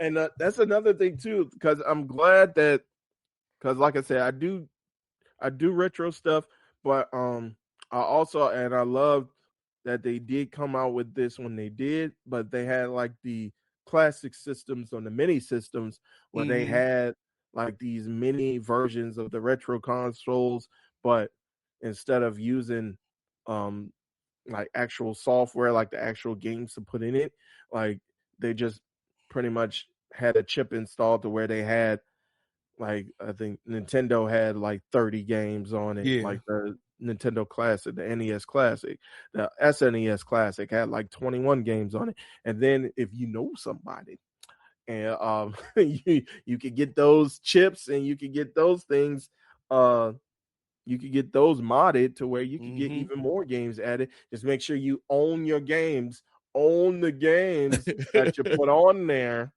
That as long you hear me telling Nintendo, y'all hear me? I said own the games that you have uploaded and modded on your mini consoles. Keep playing, Kojima gonna be at your door, cuz. Exactly. and then Sega had one, and I actually have the Sega one too. So I think I got Altered Beast all covered, brother. I think you can find another good customer to sell that too. Hey man, I got this Banjo Kazooie in the trunk, cuz. I think that'll probably go up. I know that's always been a good one. The This Crash Bandicoot, it ain't gonna sell itself, right? Doggone Diddy Kong Racing, and not the bad Diddy. I don't say like Poe went out for Diddy Kong, man. He messed up his whole flow now. He can't even be Diddy Kong no more. Right? It's so many people that get messed up by just the wrong person having like your similar nickname or your similar name, like last name. Like, man, why did all this baby oil come with the cartridge? That don't make no sense. Is it to clean it? Is it the system need to get lubricated? Why is so much baby oil come with Diddy Kong Racing? Right, like, and as nice as I hear about this particular gentleman, like Chris Benoit's surviving son is like, ain't no way you getting a job. And I know you nice, brother. I know you. I see you on Instagram a lot. You seem like a very tremendous young man, but you ain't never working in these streets for pro wrestling. Gotta change your name, brother. Chris Wolverine or something. And he gonna get sued by Marvel. Oh, that is true. That is. Speaking of Marvel, I got this Capcom Avengers game, Ray, only $25.99, brother. This Marvel versus Capcom 2. I know you want to play it. Spider-Man Miles Morales, Ray, only $30. It's my Juneteenth special. Yeah, I would have took you up on, especially Miles. He a part of the revolution. Oh man! But how I got you an feel exclusive copy of GTA 7, Ray, only $700, man. GTA 7. That reminds me. This goes way back, but this go way back. But when I was younger and I had like my godmother, of course, I'm sure you're aware that sometimes if you're in the movie theater, you want to go see a movie, you could go to the movie theater back in the 90s and the 2000s. But this was prior to streaming and prior to movies being available right away on cable or being available right away on like basic cable or even like premium cable. Like it took like at least 8 months for a movie to get from the theaters to television, at least 8 months. But there was your handy dandy businessman who would be on the corner with some DVDs or or some videotapes of movies that were out now in theaters, CDs, DVDs. So it was this one time. I think this was back. I want to say this was back when Scream 2 came out. Okay. And it was like only a few months after Scream 2 came out. And then, no, I think it was maybe a few months after Scream 3 came out. And then all of a sudden, somebody had, I see this box in the living room of my godmother's house, and it got Scream 4 on it. Like, Scream 4? They just came out with Scream 3? What you talking about? I put the DVD in, just static. Just ain't even a movie. No, then they ain't even like a different movie. It's just static. And then Scream 4 didn't end up coming out until like 10 years later. Damn. I was like, well, it finally came Granny around. got. But that's what I'm saying with you in the GTA 7. It's like, wait a minute. It ain't even out yet, Ray. I got the exclusive. The exclusive. You got to wait till PS7 come out, then you can play it. It's like, but the PS7 ain't even going to have a disc drive. You got the disc before the disc drive. So don't worry about it. It's an external. It's an external part. Got that GTA 7, cuz. I got the PS7 before as well, so I could sell you the system and the game together. Right. It only come with one controller, though, Ray. Only come with one controller. One controller. It's gonna be a PS4 and a PS3 duct taped together. Yep. Got that game station. Like, you mean GameCube or PlayStation? No, that game station. The game station. Or like, I was Josh and Drake, or Drake and Josh, are like, the game sphere. It's not a cube, but it's a sphere. Yeah, it's gonna be crazy because, like you said, Ray, we both like physical media, but it is kind of. My thing is, if you're gonna do this, you need to bring the prices down. Yeah, you can't still be charging $75, $80 for a game if it's just something that I could download. Mm-hmm. But that's the thing too. It's like now you're taking away, and I've been hearing rumblings of some people who've already kind of made the switch fully to digital, and they're like, well, y'all just got to keep up with the times. So it's like, it's gonna hurt you guys too, because now PlayStation is pretty much gonna have everything on their store, and they're not gonna have any competition to hold them accountable to keep prices low. So now because you already see with some of these digital stores, it's like games that came out 3-4 years ago are still at full price, where you could Right. go to Walmart and get a game for like $20. Like, Mm-hmm. so like I was just looking at it too. Like, I just got yesterday, I just went to the Walmart and I saw they had Spyro Reignited Trilogy for like Okay. $20. And then Okay. they had the first 3 Tomb Raider games remastered Okay. um Okay. for $20.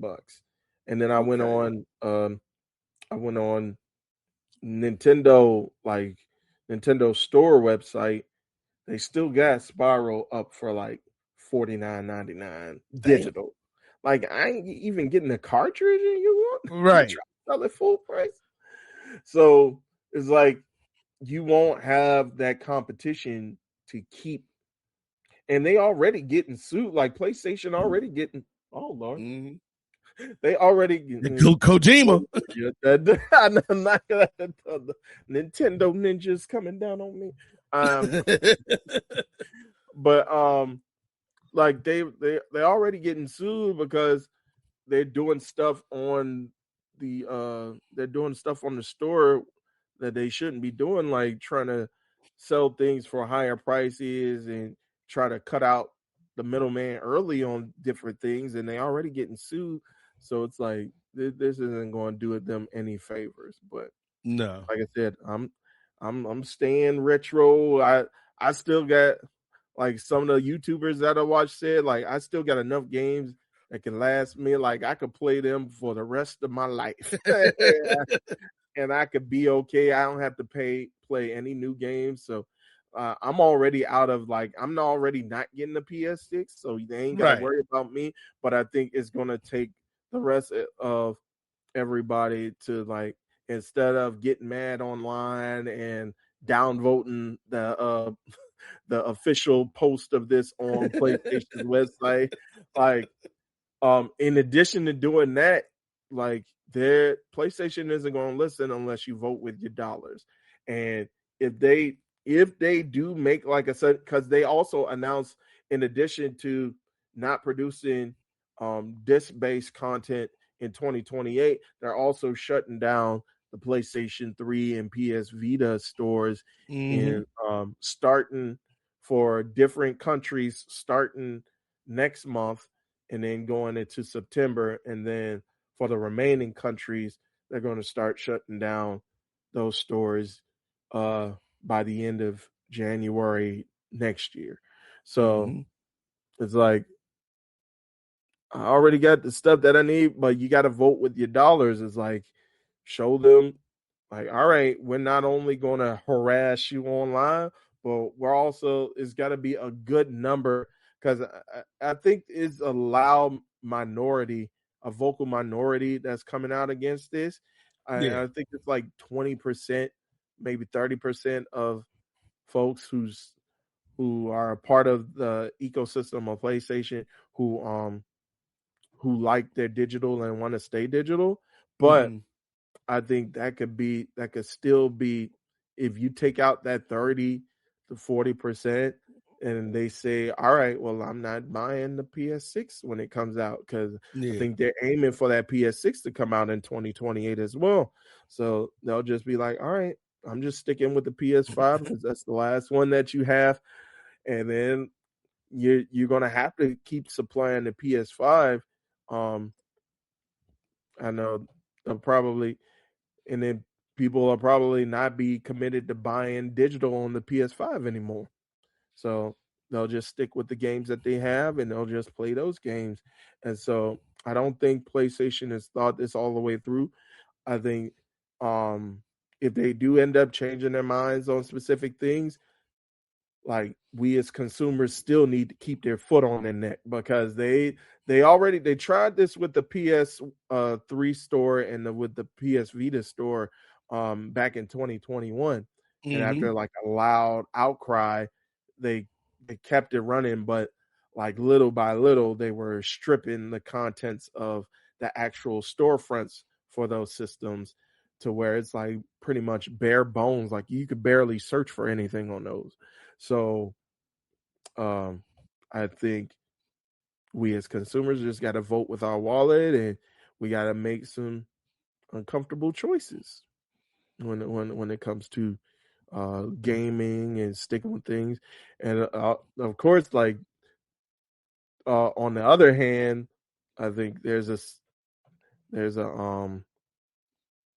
company that just announced a few months ago that they're bringing back the Neo Geo AES, and that's going to be like a fraction of what, like, they're bringing back.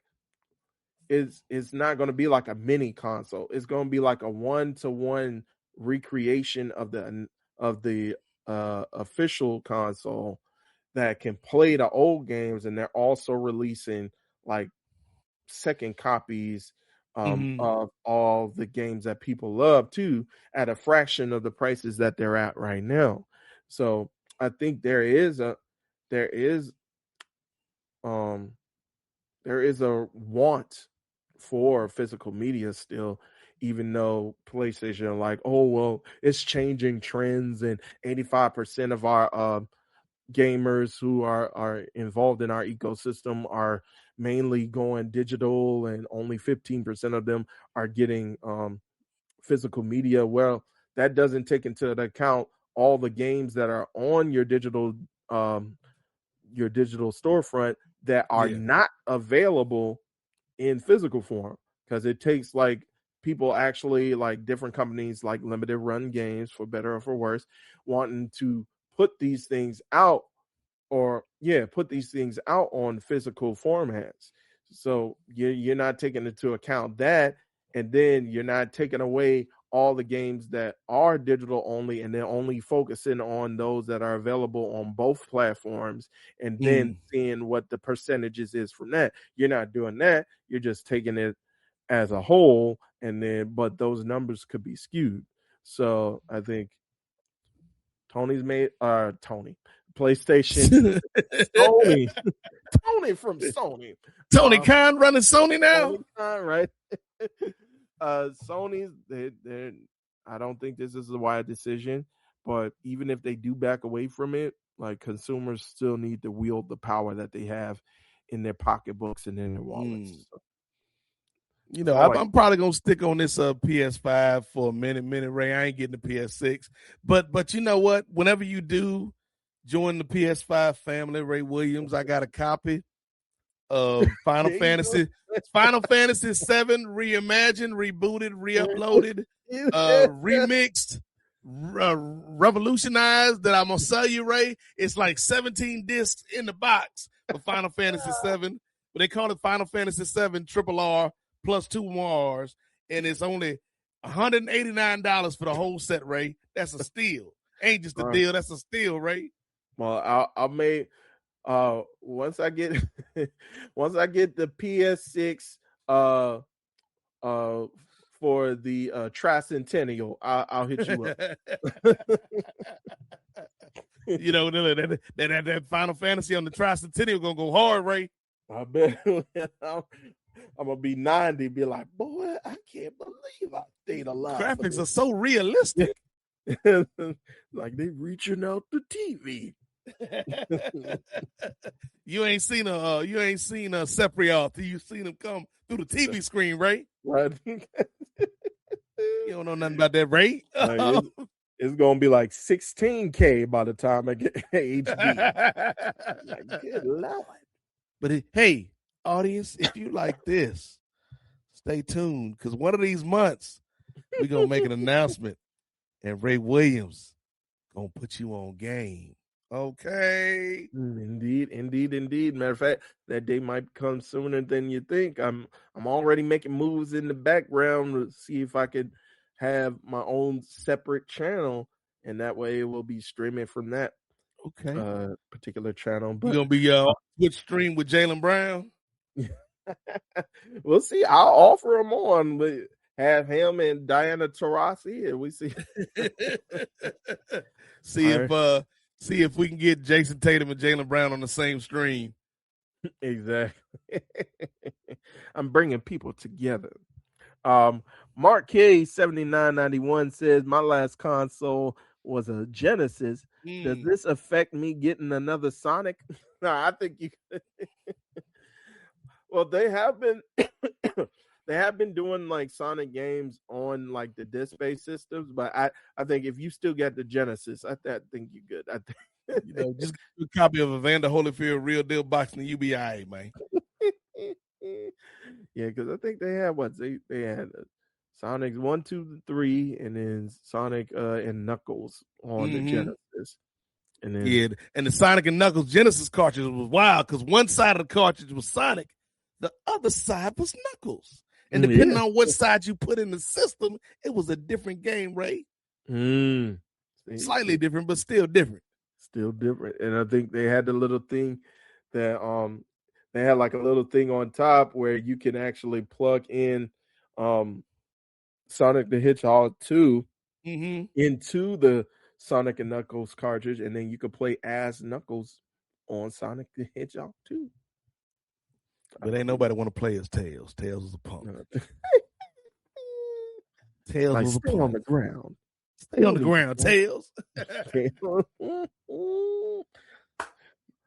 But that's going to bring an end to another edition of the King of Sport. Ray Williams. We done gave him a little taste, a little teaser of Put You On Game, which will be debuting at some point this year. It'll definitely be out before the Tricentennial. Indeed. But Ray, where can people find you if they want to flood your mentions with video game comments and questions? Maybe if Kojima want to get at you, I just want to talk, Ray. I just want to talk. Where can people find you on these streets, my friend? All right. Well, as always, you can find me right here on Nefarious Media Network, on all of our social media platforms, as well as right here on the YouTube as well. I wasn't a part of it, but these two brothers, Jay and Gerard, they have an episode of Ring Theory coming up. It should already be out in your feeds if you follow us on any of our podcasting or YouTube platforms. So go ahead and check out that episode where they cover AEW Forbidden Door, which Jay was in person and in the he building. was able to be as brother Nate likes to reference Hamilton. He was there in the room where it happened. So he was able to check out that tremendous show and also be a part of the press corps during the post-show press conference. So he's just sharing his experiences while being there alongside the good doctor, Chris Ely, in person at Forbidden Door. And then they also reviewed Night of Champions and they theorized about the direction that both AEW and WWE are going right now as we hit the mid-year point. So go ahead, check those brothers out. If you weren't able, well, I don't think they did it live. So yeah, go ahead and check it out. It's through our recording anywhere that you can find your podcast. And yeah, like I said, you can find me here, whether it be King of Sport, whether it be Styles Break Fights, which we had an episode come out from last month detailing everything from UFC Freedom 250. As Brother Nate mentioned, I was there in the place where it happens. Old red hat Ray with his Maha hat on. Maha, make America good again, y'all. But yeah, we discussed the political ramifications again with the good brother, the good doctor, Chris Ely, on that particular episode. So check that out as well. And personally, you can find me on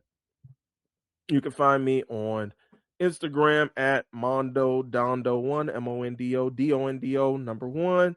You can also find me on Blue Sky at Two Way Ray. Okay. Good stuff, Ray Williams. For me, as Ray said, man, follow all of us on the socials, man. IG, TikTok, YouTube, Twitter, Blue Sky, Threads, Facebook. Just search Nefarious Media Network. You're going to find us there. For me personally, in the number 8 MOZAIK at Nate Mosaic is where you can find me online. Nate Mosaic 757 on Blue Sky, and Black Nate BLAQUE_8 over at Instagram. Appreciate everybody who took some time out this 4th of July to hang out with the Kings and talk about a crazy start to the NBA free agency season. Talk a little WNBA, and then finished it all off by talking about some video games. So it's been a good show, Ray.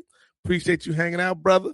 If y'all want to hear more from us, in addition to our social media channels, check out the Patreon, patreon.com/Nefarious Media Network. $3, Ray.